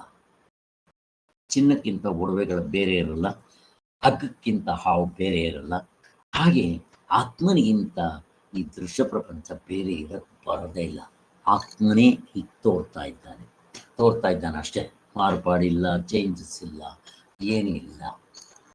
ಅದಕ್ಕೋಸ್ಕರ ಈ ಜಗತ್ತೆಲ್ಲವೂ ನಾವು ಹೋಲ್ಸೇಲ್ ಆಗಿ ನೋಡ್ಕೋಬೇಕು ಅಂದರೆ ನಿದ್ದೆಯ ಹಾಗೆ ಮಾಯಾ ಸ್ವಪ್ನಗಳಂತೆ, ಗಂಧರ್ವ ನಗರದಂತೆ ನೋಡ್ಕೋಬೋದು. ಮುಗ್ದೋಯ್ತು. ಆದರೆ ಯಾರು ವೇದಾಂತದಲ್ಲಿ ನಿಷ್ಣಾತರಾಗಿರ್ತಾರೋ, ಅಂದರೆ ಈ ಥರ ನೋಡ್ಕೊಳ್ಳೋದಕ್ಕೆ ಯಾರು ಬಂದಿರುತ್ತೋ ಅವರು ಗಿಡನಾಗ್ತಾರೆ. ಇದನ್ನೇ ವೈಚಿತ್ಯ ಪ್ರಕರಣದಲ್ಲಿ ನಿಮಗೆ ತೋರಿಸಿರಲ್ಲ. ಕಾರ್ಯವೆಲ್ಲವೂ ಅನಾತ್ಮವೇ ಅಂತ. ಇಲ್ಲಿ ಕಾರಣವನ್ನೂ ಕೂಡ ಅಲ್ಲಗೆಳೆತ್ತಾ ಇದ್ದಾರೆ. ಮತ್ತೆ ಕಾರ್ಯಕಾರಣ ಇದೆ ಅಂತ ಅನ್ಕೊಂಡ್ಬಿಟ್ರಿ ಅಂತ ಹೇಳೋದಕ್ಕೋಸ್ಕರ ಅಲ್ಲೇ ಹೇಳಿದ್ರು. ಈಗ ಶರೀರಗಳು ಹೆಚ್ಚು ಕಡಿಮೆ ಆಗಿ ತೋರುವುದು ಅವಿದ್ಯೆಯಿಂದಲೇ. ಎಲ್ಲ ನಮ್ಗೆ ಎಷ್ಟು ಚೆನ್ನಾಗಿ ಅರ್ಥ ಆಗ್ತಾ ಇದೆ ನೋಡ್ರಿ. ಏನು ಕಷ್ಟ ಇದೆಯಾ? ಇಲ್ಲಿ ಕಾರ್ಯಕರಣ ಸಂಘಾತಗಳು. ಶರೀರ ಅಂದಿದ ತಕ್ಷಣ ಏನು? ಕಾರಣ ಸಂಘಾತಗಳು, ಕಾರ್ಯಕರಣ ಸಂಘಾತಗಳು. ಇಲ್ಲಿ ಎರಡಿದೆ, ಎರಡೂ ಬೇರೆ ಬೇರೆ. ಆದ್ದರಿಂದ ಕಾರ್ಯಕರಣ ಸಂಘಾತಗಳು ಅಂದ್ರೆ ಇದು ಪಾದದಿಂದ ತಲೆವರೆಗೂ ಕಾರ್ಯಕರಣಗಳು. ಕಾರ್ಯಕಾರಣ ಅಂದ್ರೆ ಅದು ಬೇರೆ. ನಿಮ್ಗೆ ಚೆನ್ನಾಗಿ ಅರ್ಥ ಆಗಿರ್ಬೇಕು, ಗೊತ್ತಿದ್ದಿದ್ರೆ ಕೇಳ್ರಿ. ಈಗ ಈ ಶರೀರ ಕಾರಣ. ಈ ಶರೀರದಲ್ಲಿ ಕಾರಣಗಳೆಲ್ಲ ಸೇರಿ ಕಾರ್ಯವಾಗಿದೆ. ಈ ಶರೀರ ಕಾರ್ಯ ಅಂತಾರೆ. ಈ ಇನ್ಸ್ಟ್ರೂಮೆಂಟ್ಸ್ ಕಾರಣಗಳು ಅಂತಾರೆ. ಇದಕ್ಕೆ ಕಾರಣ ಯಾವುದು? ಪ್ರಶ್ನೆ ಕೇಳ್ತಾ ಇದ್ದೀನಿ. ಕಾರಣ ಯಾವುದಮ್ಮ ಪ್ರತಿಭಾ?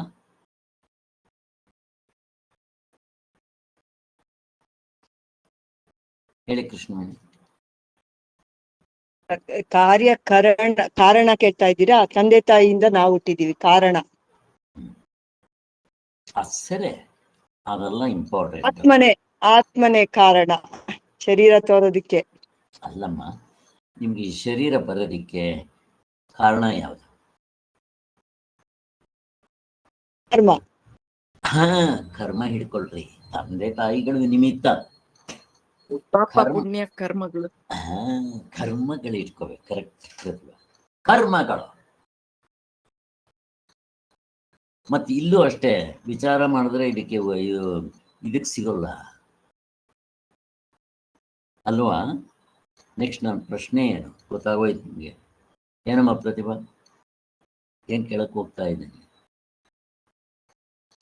ಮೊದ್ಲ ಮೊಟ್ಟೆ ಮೊದ್ಲ ಹೇಳ್ರಿ ನೋಡೋಣ, ಯಾರಾದ್ರೂ ಹೇಳ್ರಿ.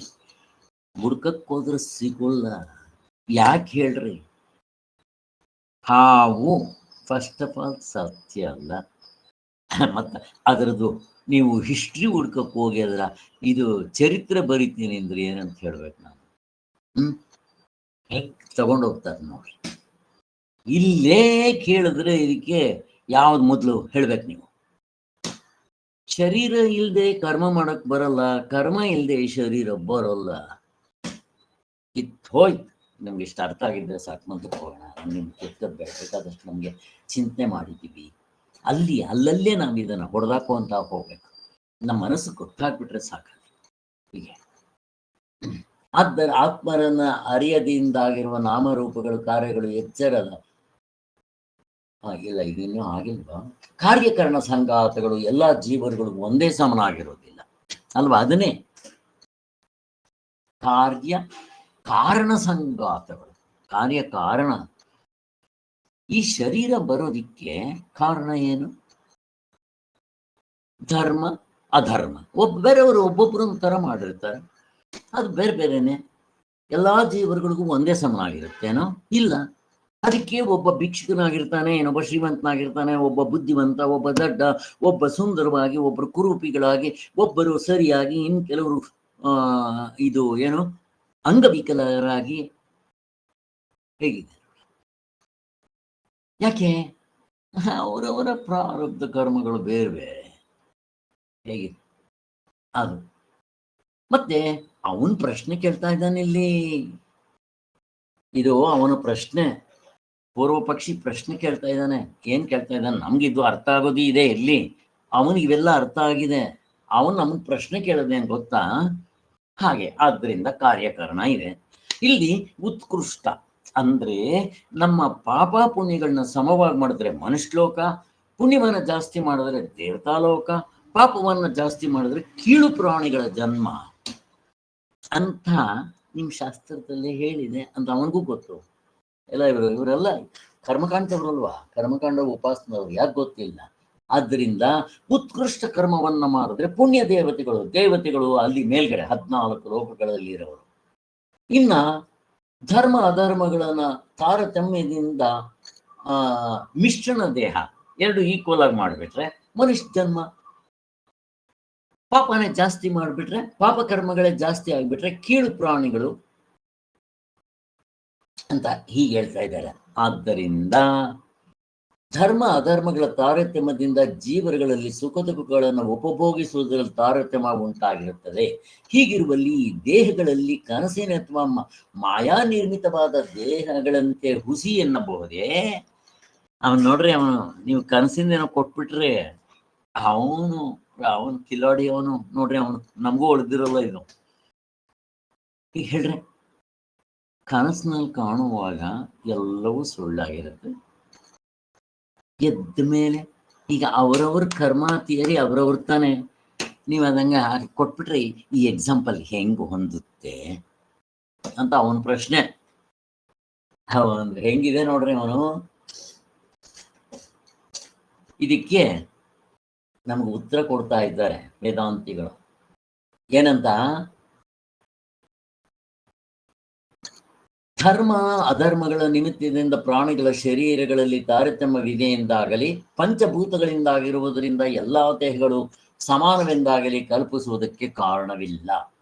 ಏಕೆಂದರೆ ಸ್ವಪ್ನದಲ್ಲಿ ಕಾಣುವ ದೇಹಾದಿ ಸಂಗಾತಿಗಳಲ್ಲಿಯೂ ಮಾಯೆಯಿಂದ ಕಲ್ಪಿತವಾಗಿರುವ ದೇಹಾದಿ ಸಂಗಾತಿಗಳಲ್ಲೂ ಹಾಗೆ ತಾರತಮ್ಯವಿರುತ್ತೆ. ಅಪ್ಪ, ಕನಸಿನಲ್ಲೂ ಕೂಡ ಆ ಭಿಕ್ಷುಕ ನಾನಾಗಿದ್ನಲ್ಲ, ನಾನು ಬೇರೆ, ನನ್ನ ಕರ್ಮ ಥಿಯರಿ ಬೇರೆ. ಅಲ್ಲಿ 84 ಲಕ್ಷ ಜೀವರಾಶಿಗಳಿರ್ತಾರಲ್ಲ, ಅವ್ರ ಕರ್ಮ ಥಿಯರಿ ಬೇರೆ. ಅಲ್ಲೂ ಕೂಡ ದೇವತೆಗಳು ಎಲ್ಲ ಇರ್ತಾರೆ. ಇವೆಲ್ಲ ಬೇರೆ ಬೇರೆ ಅಂತಾನೆ ಇರುತ್ತಪ್ಪ. ಎದ್ದ ಮೇಲೆ ನೀನು ಒಟ್ಟಾಗಿ ಹೊಡೆದಾಕ್ತೀಯ, ಎಲ್ಲ ಸ್ವಾಮಿ ಅಂತೀಯನ, ಹೊಂದೋದಿಲ್ಲ ನೀನು ಹೇಳೋ ಮಾತು ಅಂತ ಇಲ್ಲೇ ಹೊಡೆದಾಗ್ತದೆ. ಆದರೆ ಆ ದೇಹ ಸಂಗತಿ ನಿಜವಾಗಿ ಇರೋದೇ ಇಲ್ಲ. ಫಸ್ಟ್ ಆಫ್ ಆಲ್ ಆ ದೇಹಗಳು ಸತ್ತಿವೆ ಅಲ್ಲದೆ ಇದ್ಮೇಲೆ ಇನ್ನು ಅವರ ಕರ್ಮತಿಯರು ಹೆಂಗ್ ತಗೊಂತೀಯ? ಇವಾಗ ನೀನೇ ಕೂತ್ಕೋ, ಇಲ್ಲಿ ಎಚ್ಚರದಲ್ಲಿ ಕೂತ್ಕೋ, ಈಗ ಹೇಳಿ ನನಗೆ, ಶರೀರ ಫಸ್ಟ, ಕರ್ಮ ಫಸ್ಟ್ವಾ, ಮೊಟ್ಟೆ ಫಸ್ಟ, ಕೋಳಿ ಫಸ್ಟ? ಕೋಳಿ ಇಲ್ಲದೆ ಮೊಟ್ಟೆ ಬರೋಲ್ಲ, ಮೊಟ್ಟೆ ಇಲ್ಲದೆ ಕೋಳಿ ಬರೋಲ್ಲ. ಮೊದಲು ಇದರಲ್ಲಿ ಫಸ್ಟ್ ಯಾವುದು? ಈ ಕ್ವಶನ್ನು ಈ ಇವರು ಯಾರು, ಜೀಸಸ್ ಬೈಬಲ್ನಲ್ಲಿ ಚೆನ್ನಾಗಿ ಹೇಳ್ತಾರೆ ಆನ್ಸರ್. ಗೊತ್ತಾ ನಿಮ್ಗಿದು? ಬೈಬಲ್ನಲ್ಲಿ ಹೆಂಗೆ ಹೇಳ್ತಾರೆ ಗೊತ್ತಾ? ಗೊತ್ತಿಲ್ಲ ಸರ್. ಗೊತ್ತಿಲ್ಲ?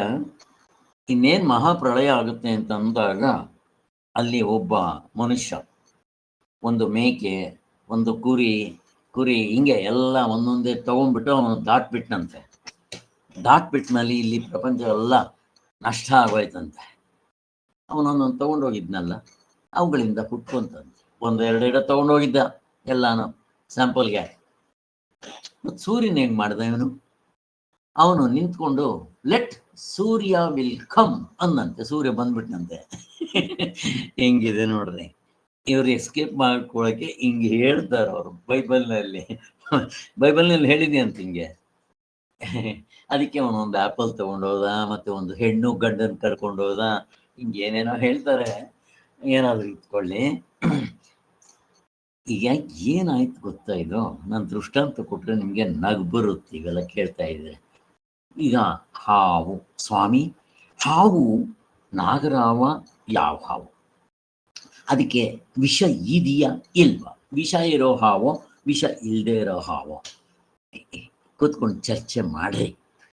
ಎಷ್ಟು ಮಾಡ್ತಿರೋ ಮಾಡ್ರಿ, ನಿಮ್ಮ ಟೈಮ್ ವೇಸ್ಟ್. ಟಾರ್ಚ್ ಬಿಟ್ಟಿದ ತಕ್ಷಣ ಹಗ್ಗ ಅಂತ ಗೊತ್ತಾದಾಗ ನಾಚಿಕೆ ಆಗುತ್ತೆ ಇವಾಗ ನಮಗೆ. ಆಯ್ತು, ನಾನೇ ನನ್ನ ಟೈಮ್ ವೇಸ್ಟ್ ಮಾಡಿಕೊಂಡೆ ಅಂತ. ಹಾಗೆ ಯಾವುದು ಸತ್ಯವಲ್ಲ. ಅವಸ್ಥೆ ಒಳಗಡೆ ಇರೋ ಅರ್ಥದ ಅದು ಎಚ್ಚರವಾಗಲಿ ಕನಸಾಗಲಿ ಯಾವುದೂ ಸತ್ಯವಲ್ಲ.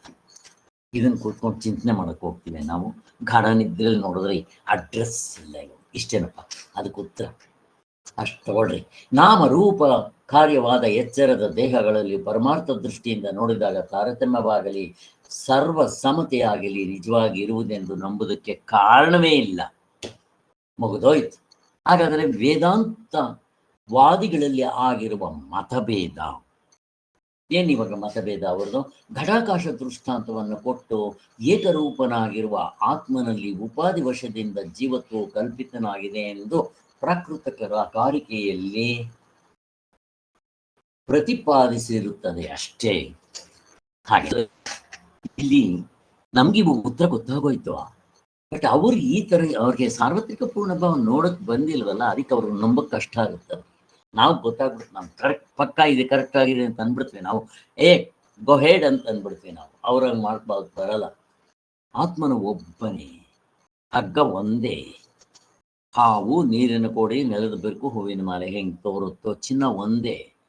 ಹಾಗೆ ಒಡವೆಗಳೆಲ್ಲ ಅನೇಕ ಅಂತ ಹೆಂಗೆ ತೋರುತ್ತೋ ಹಾಗೆ ಈ ಪ್ರಪಂಚದಲ್ಲಿ ಆತ್ಮನ ಒಬ್ಬನೇ, ಜೀವತ್ವವು ಕಲ್ಪಿತವಾಗಿದೆ ಅಂತ ಪ್ರಕೃತ ಕಾರ್ಯಗಳಲ್ಲಿ ಪ್ರತಿಪಾದಿಸಿದ್ದಾಗಿದೆ. ಇನ್ನು ಬ್ರಹ್ಮಸೂತ್ರ ಭಾಷೆಯಲ್ಲಾದರೂ ಸೂರ್ಯನಂತೆ, ಆಕಾಶದಂತೆ, ಪ್ರತಿಬಿಂಬದಂತೆ ಜೀವನು ಪರಮಾತ್ಮನ ಆಭಾಸವೇ. ಅವನು ನೇರವಾಗಿ ಪರಮಾತ್ಮನಲ್ಲ, ಪರಮಾತ್ಮನಿಂದ ಬೇರೆಯೂ ಅಲ್ಲ. ಈ ಜೀವ ಅಂತ ಹೇಳ್ತಿರಲ್ವಾ, ಅವನು ಪರಮಾತ್ಮ ಅಲ್ಲ, ಪರಮಾತ್ಮನಿಂದ ಬೇರೇನೂ ಅಲ್ಲ. ಹೇಗೆ? ಅದಕ್ಕೋಸ್ಕರನೇ ಎಕ್ಸ್ಟ್ರಾ ಫಿಟ್ಟಿಂಗ್ ಬಿಟ್ರೆ ಅವನೇ ಪರಮಾತ್ಮ ಹಾಗೆ ಅಂತಾರೆ. ಈಗ ಒಡವೆ ಇದೆ, ಎಕ್ಸ್ಟ್ರಾ ಫಿಟ್ಟಿಂಗ್ ಬಿಡ್ರಿ, ಅದೇ ಚಿನ್ನ. ಜೀವರುಗಳು ಬೇರೆ ಬೇರೆ ಆಗಿರುವಂತೆ ತೋರೋದು ಯಾಕೆ? ಅವಿದ್ಯಾ ದೃಷ್ಟಿ, ವ್ಯವಹಾರ ದೃಷ್ಟಿಯಲ್ಲಿ ಹಾಗೆ ಕಾಣುತ್ತೆ. ಅವರವರ ಕರ್ಮಕ್ಕೆ ಅನುಗುಣವಾಗಿ ಅವರವರ ಪಾಪ ಪುಣ್ಯಗಳ ಉಪಭೋಗಕ್ಕಾಗಿ ಶರೀರಗಳು ಏರ್ಪಟ್ಟಿದೆ ಅಂತೆ ಕಾಣುತ್ತೆ. ಹೇಗೆ ಘಟಾಕಾಶಗಳು ಇಲ್ಲಿ ಹುಟ್ಟಿದ್ದು ಒಂದರಲ್ಲೋ ಹತ್ತರಲ್ಲೋ ಒಂದರಲ್ಲಿ ನೀರಲ್ಲಿ ಆಡಿಸಿದ್ರೆ ಆ ಒಂದರಲ್ಲಿ ಮಾತ್ರ ಸೂರ್ಯ ಚಂದ್ರಲ್ಲಿ ಅಲ್ಲಾಡ್ದಂಗೆ ಬೇರೆದ್ರಲ್ಲಿ ಅಲ್ಲಾಡೋದೆಲ್ಲ ಕಾಣಿಸಲ್ವಲ್ಲ, ಹೀಗೆ ದೃಷ್ಟಾಂತವನ್ನು ಹೇಳಿದ್ರು. ಬಟ್ ಅಲ್ಲಿ ಏನೋ ಚೇಂಜ್ ಆಗಿದ್ಯಾ? ಹಾಗೆ ಆತ್ಮನಲ್ಲಿ ನೋಡ್ಕೊಡ್ರಪ್ಪ. ಅವರು ದೃಷ್ಟಾಂತ ಇಟ್ಕೊಂಡ್ರು ಪ್ರಶ್ನೆ ಹೋಗಲ್ಲ, ನಮ್ಗೆ ಹೋಗ್ಬಿಡುತ್ತೆ. ಯಾಕೆ ಹೇಳ್ರಿ? ಪ್ರಶ್ನೆ ಕೇಳ್ತಾ ಇದ್ದೆ, ಯಾಕೆ ಹೇಳ್ರಿ? ಅವ್ರಿಗೆ ಹೋಗಲ್ಲ, ಪೂರ್ವ ಪಕ್ಷಿಗಳು ಯಾರಿಗೂ ಹೋಗಲ್ಲ, ನಮ್ಗೆ ಹೋಗುತ್ತೆ. ಯಾಕೆ? ಯಾರಾದ್ರು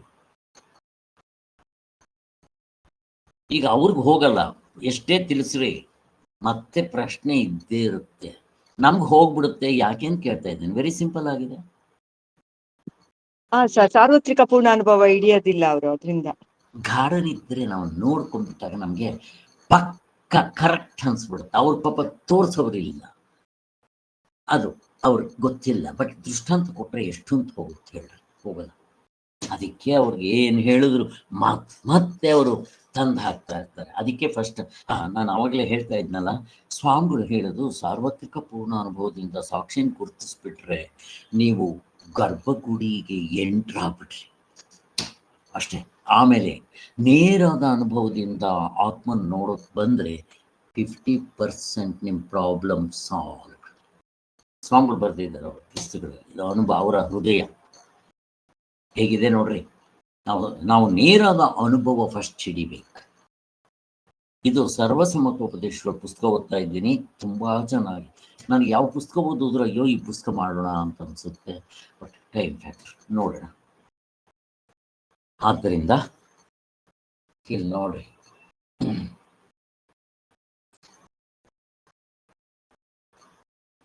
ಒಬ್ಬನ ಕರ್ಮವು ಮತ್ತೊಬ್ಬನಿಗೆ ಸೋಂಕಲಾರಂಭವನ್ನು ತಿಳಿಸುವುದಕ್ಕಾಗಿ ಸೂತ್ರ ಭಾಷ್ಯದಲ್ಲಿ ಈ ಸೂರ್ಯನ ಪ್ರತಿಬಿಂಬ, ಆಕಾಶದ ಪ್ರತಿಬಿಂಬ, ಮತ್ತೆ ಈ ನೀರು ಅಲ್ಲಾಡಿದ್ರೆ ಅದರ ಪ್ರತಿಬಿಂಬ ಅಲ್ಲಾಡದಂಗೆ ಅವೆಲ್ಲ ತೋರಿಸಿದ್ದಾರೆ. ಇನ್ನೇನ್ ಬೇಕು ನಿಮ್ಗೆ? ಅವರವರ ಕರ್ಮದ ಫಲವು ಅವರವರಿಗೆ ಸೇರಿರುತ್ತೆ ಅಂತ ತಿಳಿಸೋದಕ್ಕಾಗಿ ಸೂತ್ರ ಭಾಷೆಯಲ್ಲಿ ಪ್ರತಿಬಿಂಬದ ದೃಷ್ಟಾಂತ ಕೊಟ್ಟಿರುತ್ತೆ. ಅಂತೂ ಎರಡು ದೃಷ್ಟಾಂತಗಳು ಜೀವರಲ್ಲಿ ಒಬ್ಬನ ಕರ್ಮದ ಫಲವು ಮಿಕ್ಕವರಿಗೆ ಆಗದೇ ಇರುತ್ತದೆ ಅಂತ ನೋಡ್ರಿ ಹೇಗಿದೆ. ಒಬ್ಬನ ಕರ್ಮದ ಫಲ ಇನ್ನೊಬ್ಬನಿಗೆ ಆಗೋದಿಲ್ಲ ಅನ್ನೋದಕ್ಕೆ ಈ ಯಾವುದು ಈ ದೃಷ್ಟಾಂತಗಳು ತುಂಬಾ ಚೆನ್ನಾಗಿ ಹೊಂದುತ್ತೆ ಅಂತ ಹೇಳಿದ್ದಾರೆ. ಆದ್ದರಿಂದ ಎಂಬುದನ್ನು ವಿಷಾದಗೊಳಿಸಕ್ಕಾಗಿ ಬಂದಿದೆಯೇ ಹೊರತು ನಿಜವಾಗಿ ಜೀವನು ಬ್ರಹ್ಮದ ಒಂದು ಭಾಗವೆಂದಾಗ್ಲಿ ಬ್ರಹ್ಮದ ಪ್ರತಿಬಿಂಬ ಅಂತಾಗ್ಲಿ ಹೇಳಕ್ ಬಂದಿಲ್ಲ. ಮತ್ತೆ ಹಂಗೇನಾದ್ರು ಅನ್ಕೊಂಡ್ಬಿಟ್ರೆ ನೀವು ಜೀವ ಆತ್ಮನ ಒಂದು ಅಂಶ, ಪ್ರತಿಬಿಂಬ, ಮತ್ತೆ ಅದೊಂದು ಕಿಡಿ, ಹಿಂಗೆಲ್ಲ ಭಾವನೆ ಮಾಡ್ಕೋಬಾರ್ದು ನೀವು ಅಂತ. ಅದಕ್ಕೆ ಅದು ಹೇಳಕ್ ಬಂದಿಲ್ಲ. ಇದನ್ನ ಅರಿಯದೆ ಈಗಿನ ವ್ಯಾಖ್ಯಾನಕಾರರು ನೋಡಪ್ಪ ಬಂದ್ರಿ, ಇಲ್ಲಿ ವ್ಯಾಖ್ಯಾನಕಾರರು ಗೊತ್ತು ತಾನೆ, ಪಂಚಪಾದಿಕ ಭಾಮತಿಕಾರರು ವ್ಯಾಖ್ಯಾನಕಾರರು ಆಕಾಶ ದೃಷ್ಟಾಂತವನ್ನ ಅವಲಂಬಿಸಿ ನೋಡ್ರಿ, ಈ ಆಕಾಶ ದೃಷ್ಟಾಂತವನ್ನು ಹಿಡ್ಕೊಂಡು ಅವ್ರಿಗೆ ಎಷ್ಟು ತಪ್ಪು ಮಾಡಿದ್ದಾರೆ ಅಂತ ತೋರಿಸ್ತಾರೆ. ಅವ್ರೇನ್ ಇಲ್ಲೇ ಕಾರ್ಯಕಾರಣ ಎಲ್ಲ ತಗೊಂಡ್ಬರ್ತಾರೆ. ಇಲ್ಲಿ ಅವ್ರೇನ್ ಮಾಡ್ತಾರೆ ಇವರಿಬ್ರು, ಈಗಿನ ವ್ಯಾಖ್ಯಾನಕಾರರುಗಳು ಆಕಾಶ ದೃಷ್ಟಾಂತವನ್ನು ಅವಲಂಬಿಸಿ ಅವಚ್ಛೇದವಾದ ಏನ್ ಅರ್ಥ ಆಗುತ್ತಾ ಸ್ವಾಮಿ? ತಲೆಗೆ ಹೋಗುವುದಿಲ್ಲ ಅದು. ಅದೇನದು? ಸೂರ್ಯ ಪ್ರತಿಬಿಂಬ ದೃಷ್ಟಾಂತವನ್ನು ಅವಲಂಬಿಸಿ ಪ್ರತಿಬಿಂಬವಾದವನ್ನ ಒಡ್ಡಿ ಸೂರ್ಯಂದು ಪ್ರತಿಬಿಂಬ ಅವನ್ನ ತಗೊಂಡು ಪ್ರತಿಬಿಂಬವಾದ ಅಂತ, ಅದೇ ಕಾರ್ಯಕಾರಣ. ಹಿಂದೆ ಕೂಡ ಒಬ್ರು ಹೇಳಿದ್ರಲ್ಲ, ಆ ಬಿಂಬ ಪ್ರತಿಬಿಂಬ ಹೀಗೆ ಅದನ್ನ. ಮತ್ತೆ ಇನ್ನು ಕೆಲವರು ಆ ಸೂತ್ರ ಭಾಷೆದ ಮೇಲೆ ಬರೆದಿರುವ ಪಂಚಪಾದಿಕೆಯು ಟೀಕೆ ಅಭಿಪ್ರಾಯವನ್ನು ವಿವರಣ ಅಂತನ್ನ ಪ್ರಕಾಶಾನಂದರು ಬರೆದಿದ್ದಾರಲ್ಲ, ಅದನ್ನು ಕೂಡ ಹಿಂಗೆಲ್ಲ ಹೇಳಿ ಅಲ್ಲಿ ಇವುಗಳನ್ನೆಲ್ಲ ಹೇಳಿದ್ದಾರೆ. ಜೀವ ಬ್ರಹ್ಮರ ಸಂಬಂಧವನ್ನು ಕಲ್ಪಿಸುವುದರ ಮತದಲ್ಲಿ ಬ್ರಹ್ಮಾಂಡದೊಳಗಿರುವ ಬ್ರಹ್ಮವು ಘಟಾಕಾಶದಂತೆ ಅಪೂರ್ಣವಾಗಿ ಪರಿಚಿನ್ನವಾಗಿ ಬಿಟ್ಟಿರುವುದರಿಂದ ಅವಚಿನ್ನವಾಗದೇ ಇರುವ ಬ್ರಹ್ಮವು ಅಂಡದಿಂದ ಬೇರೆಯೇ ಇರಬೇಕಾಗುವುದು. ಆಗ ಬ್ರಹ್ಮವು ಸರ್ವಗತವು ಸರ್ವ ನಿಯಮಕವು ಎಂದ ಶ್ರುತಿಯಲ್ಲಿ ಹೇಳಿರುವುದು ಹೊಂದೋದಿಲ್ಲ. ಆದ್ದರಿಂದ ಅವನ ಅನವಚ್ಛಿನ್ನವಾದ ಬ್ರಹ್ಮವು ಅವಚ್ಛಿನ್ನವಾದ ಜೀವರುಗಳು ಪ್ರದೇಶಗಳಲ್ಲಿ ಇರುವಂತಿಲ್ಲ. ಆದರೆ ಜೀವನು ಬ್ರಹ್ಮದ ಪ್ರತಿಬಿಂಬವೇ ಎನ್ನುವ ನಮ್ಮ ಪಕ್ಷದಲ್ಲಿಯೋ ಎಂದರೆ ಒಂದು ಜಲಾಶಯದಲ್ಲಿ ಸ್ವಾಭಾವಿಕವಾದ ಆಕಾಶವು ಪ್ರತಿಬಿಂಬಾಕಾಶವು ಇರಬಹುದಾದ್ದರಿಂದ ನೋಡ್ರಿ ಇವರು ಆ ಬಿಂಬ ಅಂತ ಏನ್ ತಗೊಂಡ್ಬರ್ತಾರೋ ಜೀವನಲ್ಲೂ ಕೂಡ ಹಂಗೆ ತಗೊಂಬಂದು ಸಗಣಿ ಹಚ್ಚಿರ್ತಾರೆ ಪ್ರತಿಬಿಂಬ ಅಂತ ಅಂದ್ಬಿಟ್ಟು ಹೀಗೆ ಅದು ಹೊಂದೋದಿಲ್ಲ. ಹಾಗೆ ಜೀವನು ಬ್ರಹ್ಮದ ಪ್ರತಿಬಿಂಬನಂತೆ. ಇಲ್ಲಿ ಪ್ರತಿಬಿಂಬ ಅಂದ್ರೆ ಏನಾಗುತ್ತೆ ಹೇಳ್ರಿ? ಅಕಸ್ಮಾತ್ ಏನಾಗುತ್ತೆ? ಅಕಸ್ಮಾತ್ ಈ ಜೀವನು ಆತ್ಮನ ಪ್ರತಿಬಿಂಬ ಅಂತ ಅಂದ್ರು ಅಂತ ಇಟ್ಕೊಳ್ರಿ, ಏನಾಗುತ್ತೆ?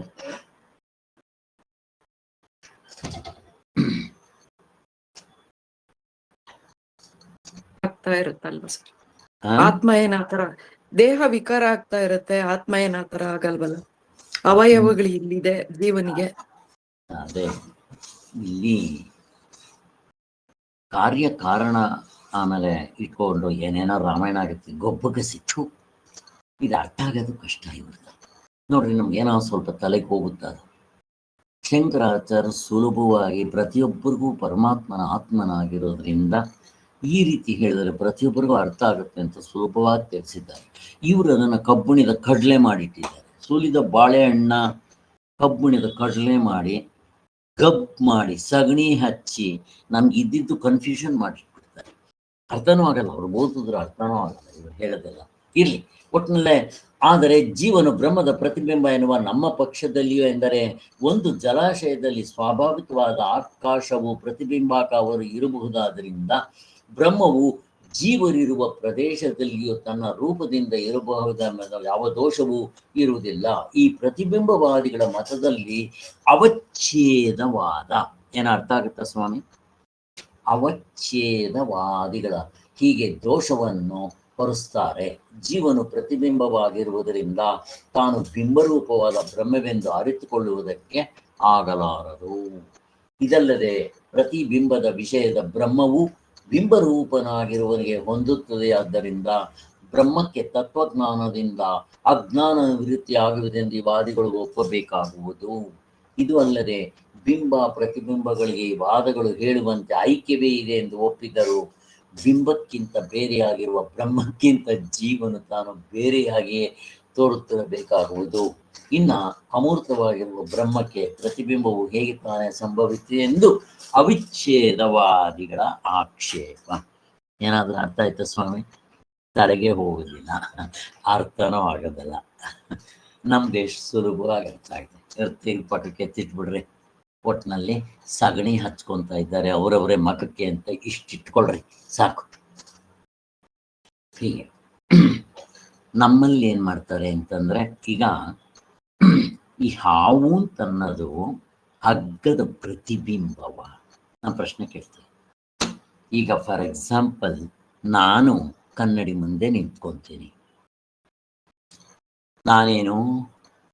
ನಾನು ಬಿಂಬ, ಕನ್ನಡಿಲಿ ತೋರ್ಕೊಳ್ಳೋದು ಪ್ರತಿಬಿಂಬ.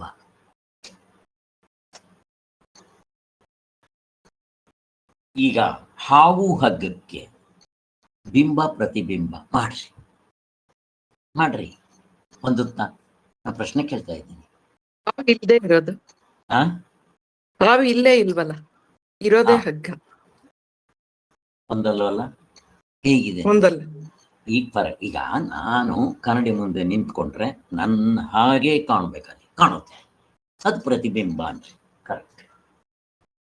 ಈಗ ಹಗ್ಗ ಇದೆಯಲ್ಲಪ್ಪ, ಹಾವು ಪ್ರತಿಬಿಂಬ ಅಂತಂದ್ರೆ ಅವನ ಟೋಪಿ ಬೀಳದೇ ಇಲ್ಲ, ಹಗ್ಗನೇ ಕಾಣ್ಬೇಕಲ್ಲಿ. ಈಗ ನಾನು ಕನ್ನಡಿ ಇಟ್ಟೆ ಅಂತ ಇಟ್ಕೊಳ್ರಿ, ಹಗ್ಗನೇ ಕಾಣುತ್ತಲ್ಲ, ಹಾವು ಕಾಣುತ್ತೇನೋ? ಪ್ರತಿಬಿಂಬ. ಇವರು ಆತ್ಮನಿಗೂ ಮತ್ತೆ ಜೀವಪ್ಪನಿಗೂ ಪ್ರತಿಬಿಂಬ ಹೇಳ್ತಾ ಇದ್ದಾರೆ. ಹೊಂದುತ್ತಾ? ದೃಷ್ಟಾಂತ ಮೇಲೆ ಅರ್ಥ ಆಯ್ತಾ? ಈಗ ನೀವು ಕನ್ನಡಿ ಇಟ್ರಿ ಅಂತ ಇಟ್ಕೊಳ್ರಿ, ಅಲ್ಲಿ ಯಾವನಾದರೂ ಅದನ್ನ ಹಾವು ಅನ್ಕೊಂತಾನ? ಯಾಕೆ? ಅಲ್ಲಿ ಹಗ್ಗವೇ ಕಾಣ್ತಾ ಇದೆ, ಪ್ರತಿಬಿಂಬ. ನಾನು ಏನಿರ್ತೀನೋ ಕನ್ನಡಿ ಮುಂದೆ ಇಟ್ರೆ ನಾನು ಏನಿರ್ತೀನೋ ಹಾಗೆ ಕಾಣುತ್ತೆ. ಅವ್ರಿಗೆ ಹಗ್ಗ ಅಂತ ಅಲ್ಲೇ ಕಂಡ್ಬಿಟ್ಮೇಲೆ ಹಾವು ಯಾಕೆ ಮಾಡ್ಕೊಂತಾನ ಅವನು? ಕೊಂಡು ಹೋಯ್ತು. ಅವರು ಹಂಗೆ ಹೇಳ್ತಾ ಇದ್ದಾರೆ. ಆದ್ರಿಂದ ನಮಗೆ ಯಾಕೆ ಹಗ್ಗವೇ ಹಾವಿನ ಅಂತೆಕಂತೆ ತೋರ್ತಾ ಇದೆ. ಅವಾಗ ಟೋಪಿ ಬಿಡ್ತೀನಿ, ನಾನು ಹಗ್ಗ ಕಂಡಿಲ್ಲ, ಅದಕ್ಕೋಸ್ಕರ ನಾನು ಆ ಹಗ್ಗದ ಶೇಪ್ನಲ್ಲಿದೆ, ಗಾಳಿ ಬೀಸ್ತಾ ಇದೆ, ನಸುಗತ್ತಲೆ, ಇಷ್ಟರಿಂದ ಅದು ಅದು ಅಲ್ಲಾಡ್ತಾ ಇರೋದ್ರಿಂದ ಹಾವು ಅನ್ಕೊಂಡಿದೆ. ಆ ದಾರ ಹಂಗೆ ಬಿದ್ದಿದೆ ಹಾವಿನ ತರ ಹಿಂಗೆ. ಅರ್ಥ ಆಯ್ತಲ್ಲ? ಇಲ್ಲಿ ಪ್ರತಿಬಿಂಬ ಈ ವಾದ ಹೇಳ್ತಾರಲ್ಲ, ಹೊಂದೋದಿಲ್ಲ. ಅದಕ್ಕೋಸ್ಕರನೇ ಈ ಆತ್ಮನು ಈ ಶರೀರದ ಪ್ರತಿಬಿಂಬ ಅಂತಾರೆ. ನನಗೆ ಇವಾಗ ಆತ್ಮ ಏನಾದರೂ ಕಂಡ್ಬಿಟ್ರೆ ನಾನು ಯಾಕೆ ತಿರ್ಗಾ ಭಯಪಡಬೇಕು? ಪಡ್ಬೇಕಾಗಿದೆ. ನಾನು ಯಾರು ಅಂತ ಆತ್ಮನ ನಾನು ಕಂಡ್ಕೊಂಡ್ಬಿಟ್ರೆ, ಎಚ್ಚರದಲ್ಲೇ ಈ ಜೀವಪ್ನಲ್ಲೇ ಆತ್ಮನ ನಾನು ಪ್ರತಿಬಿಂಬ ಆಗ್ಬಿಟ್ರೆ, ಕಂಡ್ಕೊಂಡ್ಬಿಟ್ರೆ, ನಾನು ಟೋಪಿನೇ ಬಿಡಲ್ಲ. ಏನೇ ಬಿಡಪ್ಪ ನಾನು ಆತ್ಮ ಅಂತ ಹಂಗೆ ಕಾಣುತ್ತೇನೋ? ಹಂಗೆ ಕಂಡ್ರೆ ಅಲ್ಲಿಗೆ ಎರಡು ಇರಬೇಕು, ನಾನು ಮತ್ತೆ ಆ ಕನ್ನಡಿಯಲ್ಲಿರೋ ಪ್ರತಿಬಿಂಬ ಎರಡು ಇರ್ಬೇಕಲ್ಲಿ. ಅವ್ರು ಹಂಗೆ ತಗೊಂಬಂದಿದ್ದಾರೆ. ಇಲ್ಲಿ ದ್ವೈತ ಅಂತ ಅನ್ಕೊಳ್ಳೋದಿಕ್ಕೆ ಕನ್ನಡಿಯಲ್ಲಿರೋ ಪ್ರತಿಬಿಂಬ ಅಂತ ಹಂಗೆಲ್ಲ ಗಪ್ ಮಾಡಿಟ್ಬಿಟ್ಟಿದ್ದಾರೆ.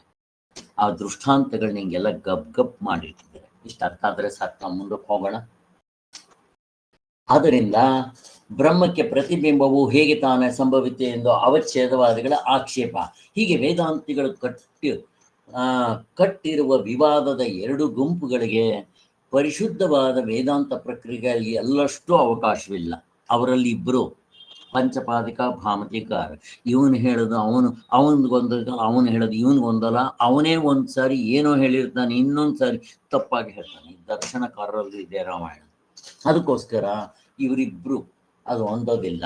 ಇವರಿಗೆ ವೇದಾಂತನೂ ಹೊಂದೋದಿಲ್ಲ, ಮತ್ತು ಸರಿಯಾದ ಜ್ಞಾನವನ್ನು ತೋರ್ಸೋಕ್ಕೂ ಬರೋಲ್ಲ. ಏಕೆಂದರೆ ದೃಷ್ಟಾಂತಗಳಿಗೆ ಎಲ್ಲ ಅಂಶಗಳಲ್ಲಿಯೂ ಹೋಲಿಕೆ ಇರಬೇಕೆಂದು ಯಾರೂ ನಿರ್ಬಂಧಿಸೋದಿಲ್ಲ. ನಿಮ್ಗೆ ಇವಾಗ ಅರ್ಥ ಆಯ್ತಾ? ಈ ದೃಷ್ಟಾಂತಿಕದಲ್ಲಿ 100% ಪೂರ್ತಿ ಹೋಲಿಕೆ ಇರಬಾರದು. ಕರೆಕ್ಟಾ? ಇದ್ರೆ ಏನಾಗುತ್ತೆ? ನಾನು ಪ್ರಶ್ನೆ ಕೇಳ್ತೀನಿ, ಯಾರಾದ್ರೂ ಬೇಗ ಉತ್ತರ ಕೊಡ್ಬೇಕು. ಅನ್ನೋದು ಒಂದಿಲ್ಲ ಸರ್, ಎರಡು ಹೋಲಿಕೆಗಳು ಹಂಗೆ ಇದೆ ಅಂದ್ರೆ ಅದ್ವೈತ ಹೆಂಗಾಗುತ್ತೆ ಸರ್? ಆತ್ಮನು ತೋರ್ಕೊಳ್ಳಲ್ಲ ಸರ್. ಹಂಗಲ್ಲ. ಇಲ್ಲಿ ದೃಷ್ಟಾಂತಿಕದಲ್ಲಿ ಚೆನ್ನಾಗಿ ಗಮನಿಸ್ಬೇಕು. ಯಾವುದೋ ಒಂದು ಪಾಯಿಂಟ್ ಅಲ್ಲಿ ಹೈಲೈಟ್ ಮಾಡೋಷ್ಟು ಮಾತ್ರ ದೃಷ್ಟಾಂತ ಇರುತ್ತೆ. ಈಗ ನಿಮಗೆ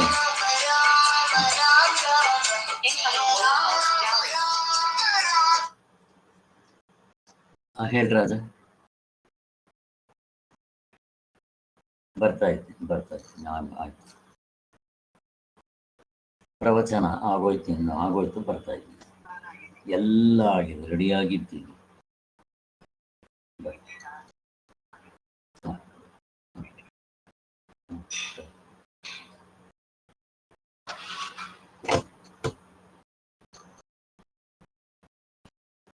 ಅದು ಎಕ್ಸಾಂಪಲ್ಲೇ ಆಗಲ್ಲ ಸರ್, ಹಂಗೆ ಅನ್ನಕೋದ್ರೆ. ಹಂಗಲ್ಲ. ಇಲ್ಲಿ ದೃಷ್ಟಾಂತಕ್ಕೆ ಪೂರ್ತಿ ಹೊಂದ್ಬಿಟ್ರೆ ದೃಷ್ಟಾಂತ ಹಾಕ್ಬೇಕು, ದೃಷ್ಟಾಂತನೇ ಹೇಳ್ದಂಗಾಗತ್ತೆ. ಈಗ ನಾನು ಕನ್ನಡಿಯಲ್ಲಿ ಮುಖ ನೋಡ್ಕೊಂಡ್ಬಿಟ್ರೆ ಪೂರ್ತಿ ಹಾಗೇ ಇದೆ, ಡಿಟೋ. ಹಾಗೆ ಈ ದೃಷ್ಟಾಂತಿಕದಲ್ಲಿ ಯಾವುದೋ ಒಂದನ್ನ ಪಾಯಿಂಟ್ ನಿಮ್ಗೆ ಹೈಲೈಟ್ ಮಾಡೋದಕ್ಕೆ ಆ ದೃಷ್ಟಾಂತ ಹೇಳ್ತೀನಿ ಅಷ್ಟೇ.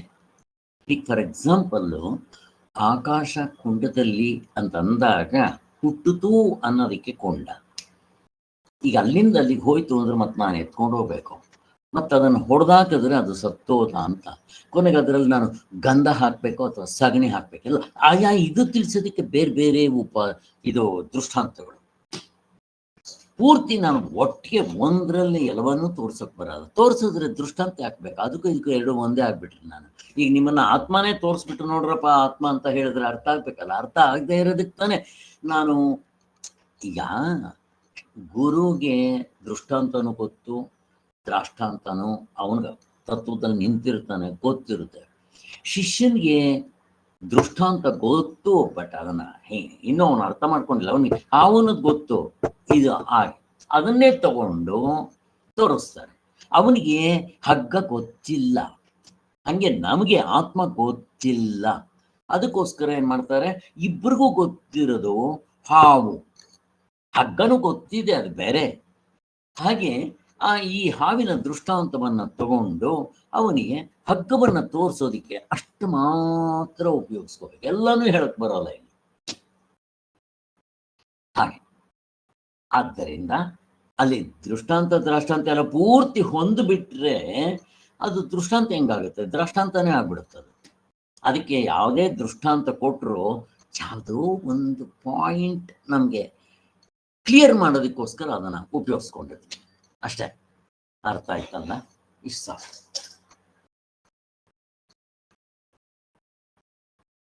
ಅಷ್ಟು ಸಾಕ್ಬಿಡಿ. ಹೀಗೆ ಇವರಿಗೆ ಅದು ಹೊಂದೋದಿಲ್ಲ, ಅದು ಆಗೋಯ್ತು. ವೇದಾಂತ ಸಿದ್ಧಾಂತದಲ್ಲಿ ಜೀವನು ನಿಜವಾಗಿಯೂ ಪರಮಾತ್ಮನಿಗಿಂತ ವಿಂಗಡವಾಗಿ ಇರುತ್ತಾನೆಂದು ಯಾರೂ ಒಪ್ಪೋದಿಲ್ಲ. ಜೀವ ಬೇರೆ ಪರಮಾತ್ಮ ಬೇರೆ, ಹಂಗೆ ಯಾರೂ ಒಪ್ಪೋದೇ ಇಲ್ಲ, ಹಂಗಾಗೋದೇ ಇಲ್ಲ ಅಂತ ಹೇಳ್ತಾ ಇರೋದು.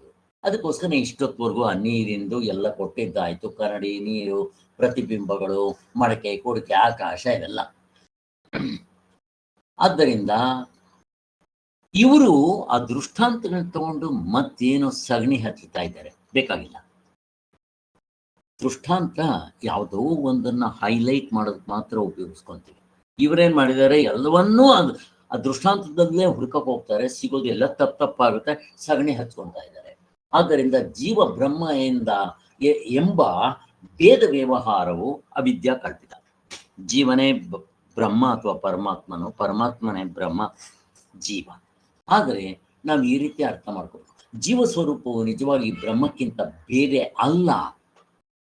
ಹಾವು ಅಂತ ನೀನೇನ್ ತಿಳ್ಕೊಂಡಿದ್ದೀನೋ ಆ ಒಡವೆ ಚಿನ್ನಕ್ಕಿಂತ ಬೇರೆ ಅಲ್ಲ. ಆದ್ರೆ ಆ ಉಪಾಧಿಗಳನ್ನ ಬಿಟ್ಟು, ಏನು ಉಪಾಧಿ, ನಾಮ ರೂಪ ಕ್ರಿಯಾಕಾರಕ ಫಲಗಳು ಬಿಟ್ಬಿಡ್ಬೇಕು ಅಷ್ಟೇ, ಎಲ್ಲ ಬಂದ್ಬಿಡ್ತದೆ, ಬಿಟ್ರೆ ಅದೇ. ಆದ್ದರಿಂದ ಜೀವರೂಪವು ನಿಜವಾಗಿ ಬ್ರಹ್ಮಕ್ಕಿಂತ ಬೇರೆ ಅಲ್ಲ ಅಂತ ತೋರ್ಸೋದಕ್ಕೆ ಶ್ರುತಿಗಳಲ್ಲಿ ಪ್ರಯತ್ನಿಸಿದೆ, ದೃಷ್ಟಾಂತಗಳನ್ನ ಕೊಟ್ಟಿರೋದು ಅದಕ್ಕೋಸ್ಕರ ಅಷ್ಟೇ. ಈಗ ಪ್ರಕೃತದಲ್ಲಿ ಘಟಾಕಾಶ ಪ್ರತಿಬಿಂಬ ಎರಡು ದೃಷ್ಟಾಂತಗಳನ್ನ ಹೇಳಿದ್ರು.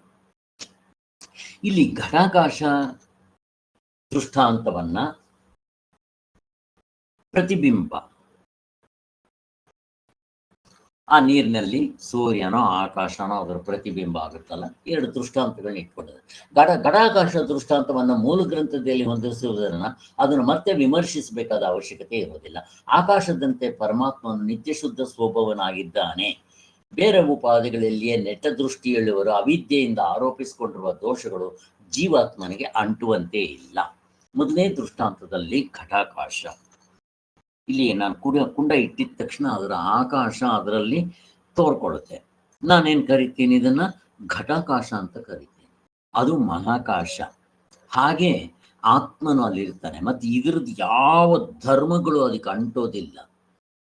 ಅಂದ್ರೆ ಇದ್ರ ಗುಣಗಳು ಅದರ ಮೇಲೆ, ಅದರ ಗುಣಗಳು ಇದ್ರ ಮೇಲೆ ಹಾಕ್ಬಹುದು, ಬಟ್ ಇದು ಅದಕ್ಕೆ ಸಂಬಂಧನೇ ಇಲ್ಲ. ಹಾಗೆ ಅಷ್ಟು ತಿಳ್ಕೊಂಡ್ರೆ ಸಾಕು ಘಟಾಕಾಶದಿಂದ. ಅದೇ ತರ ಪರಮಾತ್ಮನು ನಿತ್ಯ ಶುದ್ಧ ಬುದ್ಧ ಸ್ವರೂಪನಾಗಿರ್ತಾನೆ ಅನ್ನೋದು ನಮ್ಗೆಲ್ಲ ಗೊತ್ತಾಯ್ತು. ಜೊತೆಗೆ ನಾವು ಬರೀ ದೃಷ್ಟಾಂತ ಇಟ್ಕೊಳ್ಳಲ್ಲ, ಸಾರ್ವತ್ರಿಕ ಪೂರ್ಣ ಅನುಭವದಿಂದ ನೋಡ್ಕೊಂತೀವಿ, ಅದು ನಮಗೆ ಬೆನಿಫಿಟ್. ಹೀಗೆ ಅವಿದ್ಯೆಯಿಂದ ಆರೋಪಿಸಿಕೊಂಡಿರುವ ದೋಷಗಳು ಜೀವಾತ್ಮನಿಗೆ ಅಂಟಿರುವಂತೆ ಇಲ್ಲ. ಜೀವಾತ್ಮನಿಗೆ ಅಂದ್ರೆ ಜೀವಾತ್ಮನಿಗೂ ಅಂಟೋದಿಲ್ಲ. ಯಾವಾಗ ಈ ಎಕ್ಸ್ಟ್ರಾ ಫಿಟ್ಟಿಂಗ್ ಬಿಟ್ ನೋಡಕ್ ಬಂದ್ರೆ, ಇಲ್ದಿದ್ರೆ ಅಂಟುತ್ತೆ ಅಂದ್ರೆ ಅವಿದ್ಯಾ ದೃಷ್ಟಿಯಿಂದ ಅಂಟದು, ನಿಜವಾಗ್ಲೂ ಅದಕ್ಕೇನು ಅಂಟಲ್ಲ. ಹಾಗೆ ಇವೇ ನಾವು ತಪ್ಪು ಕಲ್ಪನೆ ಮಾಡ್ಕೊಂಡ್ಬಿಡ್ತೀವಿ. ಯಾವ್ದೋ ನಾಮ ರೂಪ ಕ್ರಿಯಾಕಾರಕ ಫಲಗಳು ಅನ್ನೋದು ನಾವು ಅಂಟಿರೋ ಲೇಬಲ್. ಸರಿಯಾಗಿ ವಿಚಾರ ಮಾಡ್ಕೊಂಡು ಅನುಭವದಲ್ಲಿ ನೋಡ್ಕೊಂಡು ಮೆಲ್ಕ್ ಹಾಕಿದ್ರೆ ಇಲ್ಲೇ ಬಿಟ್ಬಿಟ್ಟು ಇಷ್ಟ. ಇನ್ನು ಪ್ರತಿಬಿಂಬ ದೃಷ್ಟಾಂತವನ್ನು ತೆಗೆದುಕೊಂಡ್ರೆ ಸೂರ್ಯನು ನೀರೆಂಬ ಉಪಾಧಿಯ ಸೂರ್ಯ ಅದ್ರಲ್ಲಿ ಕಾಣ್ತಾನಲ್ಲ, ಈ ಪ್ರತಿಬಿಂಬ ದೃಷ್ಟಾಂತ ಅಂದ್ರೆ ಹಾಗೆ ಈಗ ನೀರ್ನ ನಾನಿಲ್ಲಿ ಕೆದಕ್ತೀನಿ ಅಂತ ಇಟ್ಕೊಳ್ರಿ. ಮೇಲ್ಗಡೆ ಇರೋ ಸೂರ್ಯ ಏನಾದ್ರೂ ಅಲ್ಲಾಡ್ತಾನೇನೋ? ಇಲ್ಲಿ ನೀರು ಅಲ್ಲಾಡುತ್ತೆ. ನೀರು ಅಲ್ಲಾಡಿದಾಗ ಏನಾಗುತ್ತೆ, ಮೇಲ್ಗಡೆ ಇರೋ ಸೂರ್ಯ ಆ ಪ್ರತಿಬಿಂಬದಲ್ಲಿ ಅಲ್ಲಾಡ್ತಾ ಇರ್ತಾನೆ. ಅದು ಒಂದು ಕುಂಡದಲ್ಲಿ, ಇನ್ ಮಿಕ್ಕಿರೋ ಕುಂಡದಲ್ಲಿ ನೀರು, ಸೂರ್ಯ ಹಂಗೇ ಇರ್ತಾನೆ. ಇದು ಕರ್ಮ ಥಿಯರಿ ಅಂತ. ಕರ್ಮದ ಫಲ ಅವರವರು ಅನುಭವಿಸ್ಬೇಕು ಅಂತ. ಇದು ಕೂಡ ಕ್ಲಿಯರ್ ಆಯ್ತು ನಮ್ಗೆ. ಹಾಗೆ ಕಾರ್ಯಕರಣ ಸಂಘಾತಗಮ ಉಪಾಧಿಗಳ ಸಂಬಂಧದಿಂದ ಚಿದಾಭಾಸ ರೂಪವನ್ನು ಪಡೆದು ಈ ಉಪಾಧಿಗಳ ಧರ್ಮವನ್ನು ಪಡೆದಿರುವಂತೆ ತೋರುತ್ತಿದ್ದರು. ಕಾರ್ಯಕರಣ ಸಂಘಾತ ಈಗ ತಾನೇ ಒಂದು ಮಾಡ್ಕೊಂಡ್ ಬಂದ್ವಿ. ಈ ಶರೀರ ಕಾರ್ಯಕರಣ, psycho physical complex, corporal plane, ಸ್ಥೂಲ ಶರೀರ, ಸೂಕ್ಷ್ಮ ಶರೀರ, ಕಾರ್ಯಕಾರಣ ಸಂಘಾತಗಳು. ಕಾರಣ ಅಲ್ಲ, ಕಾರ್ಯಕರಣ ಸಂಘಾತಗಳು. ಇವು ಉಪಾಧಿಗಳ ಸಂಬಂಧದಿಂದ. ಅವಯವಗಳಿದೆ, ಅವಯವಗಳಿರೋದ್ರಿಂದ ಉಪಾಧಿಗಳು. ಮತ್ತು ಅವಯವಗಳು ಇದ್ದ ಮೇಲೆ ಅವು ಬದಲಾವಣೆ ಆಗಬೇಕು, ಮತ್ತು ಅವು ನಶಿಸಿ ಹೋಗ್ಬೇಕು. ಒಂದು ದಿನ ಇಲ್ದಂಗೆ ಆಗುತ್ತೆ. ಇವು ಆದರೆ ಆಕಾಶಕ್ಕೆ ಏನಾದರೂ ಆಗುತ್ತಾ? ಆಗೋದಿಲ್ಲ ಎಂಬಂತೆ. ಅಂತೂ ಅಜ ಅದ್ವಯವಾದ ಪರಮಾತ್ಮನಿಗೆ ಅಜ ಅದ್ವಯ. ಆತ್ಮನು ಯಾವುದರಿಂದಲೂ ಹುಟ್ಟಲ್ಲ, ಆತ್ಮನಿಂದ ಯಾವುದು ಹುಟ್ಟೋದಿಲ್ಲ. ಇದು ಅಜ ಅದ್ವಯ. ಮತ್ತೆ ಹುಟ್ಟದಂತೆ ತೋರ್ತಾ ಇದೆಯಲ್ಲ, ಉಪಾಧಿ ಬೇರೆ ಅಷ್ಟೇ. ಅವಿದ್ಯಾ ದೃಷ್ಟಿ. ನೀನು ಹಂಗ ಅನ್ಕೊಂಡ್ರೆ ಅದು ಅವಿದ್ಯೆ, ರಾಂಗ್ ನಾಲೆಜ್. ಸರಿಯಾಗಿ ನೋಡಕ್ ಬರ್ತಾ ಇಲ್ಲ. ಸರಿಯಾಗಿ ನೋಡು, ವಿದ್ಯೆಯಿಂದ ನೋಡು, ರೈಟ್ ನಾಲೆಡ್ಜ್ ಇಂದ ನೋಡು. ಆದ್ದರಿಂದ ನಾವು ನಮ್ಮ ನಿಜವಾದ ಸ್ವರೂಪದಲ್ಲಿ ಅವಿಕಾರವಾದ ರೂಪದಿಂದಲೇ ಇರ್ತೀವಿ. ಆಕಾಶ ಹೆಂಗಿರುತ್ತೋ ಹಂಗಿರ್ತೀವಿ, ಆತ್ಮನ ಕೂಡ. ಆದ್ದರಿಂದ ಈ ಎರಡು ದೃಷ್ಟಾಂತಗಳಿಂದಲೂ ಸಿದ್ಧವಾಗುತ್ತಿರುವುದರಿಂದ ಬರಿಯ ದೃಷ್ಟಾಂತಗಳ ಬಲದಿಂದ ವೇದಾಂತಿಗಳು ತಮ್ಮೊಳಗೆ ಈ ವಿಷಯದಲ್ಲಿ ಮತಭೇದವನ್ನು ಕಲ್ಪಿಸಿಕೊಂಡು ಕಚ್ಚಾಡುವುದು ಎಂದಿಗೂ ಸರಿಯಲ್ಲ. ಇವರು ಆ ದೃಷ್ಟಾಂತಗಳನ್ನ ಇಟ್ಕೊಂಡು ಮತಭೇದ ಮಾಡ್ಕೊತಾ ಇದ್ದಾರೆ. ಅದಕ್ಕೋಸ್ಕರ ಇಲ್ಲಿಗೆ 3ನೇ ಚಾಪ್ಟರ್ ಕಂಪ್ಲೀಟ್ ಆಯಿತು. ಇನ್ನು ನಾಳೆ 4ನೇ ಚಾಪ್ಟರ್ ಮಾಡ್ಬೋದು. 10ನೇ ಮಂತ್ರ. ಜೈ ಶ್ರೀರಾಮ್.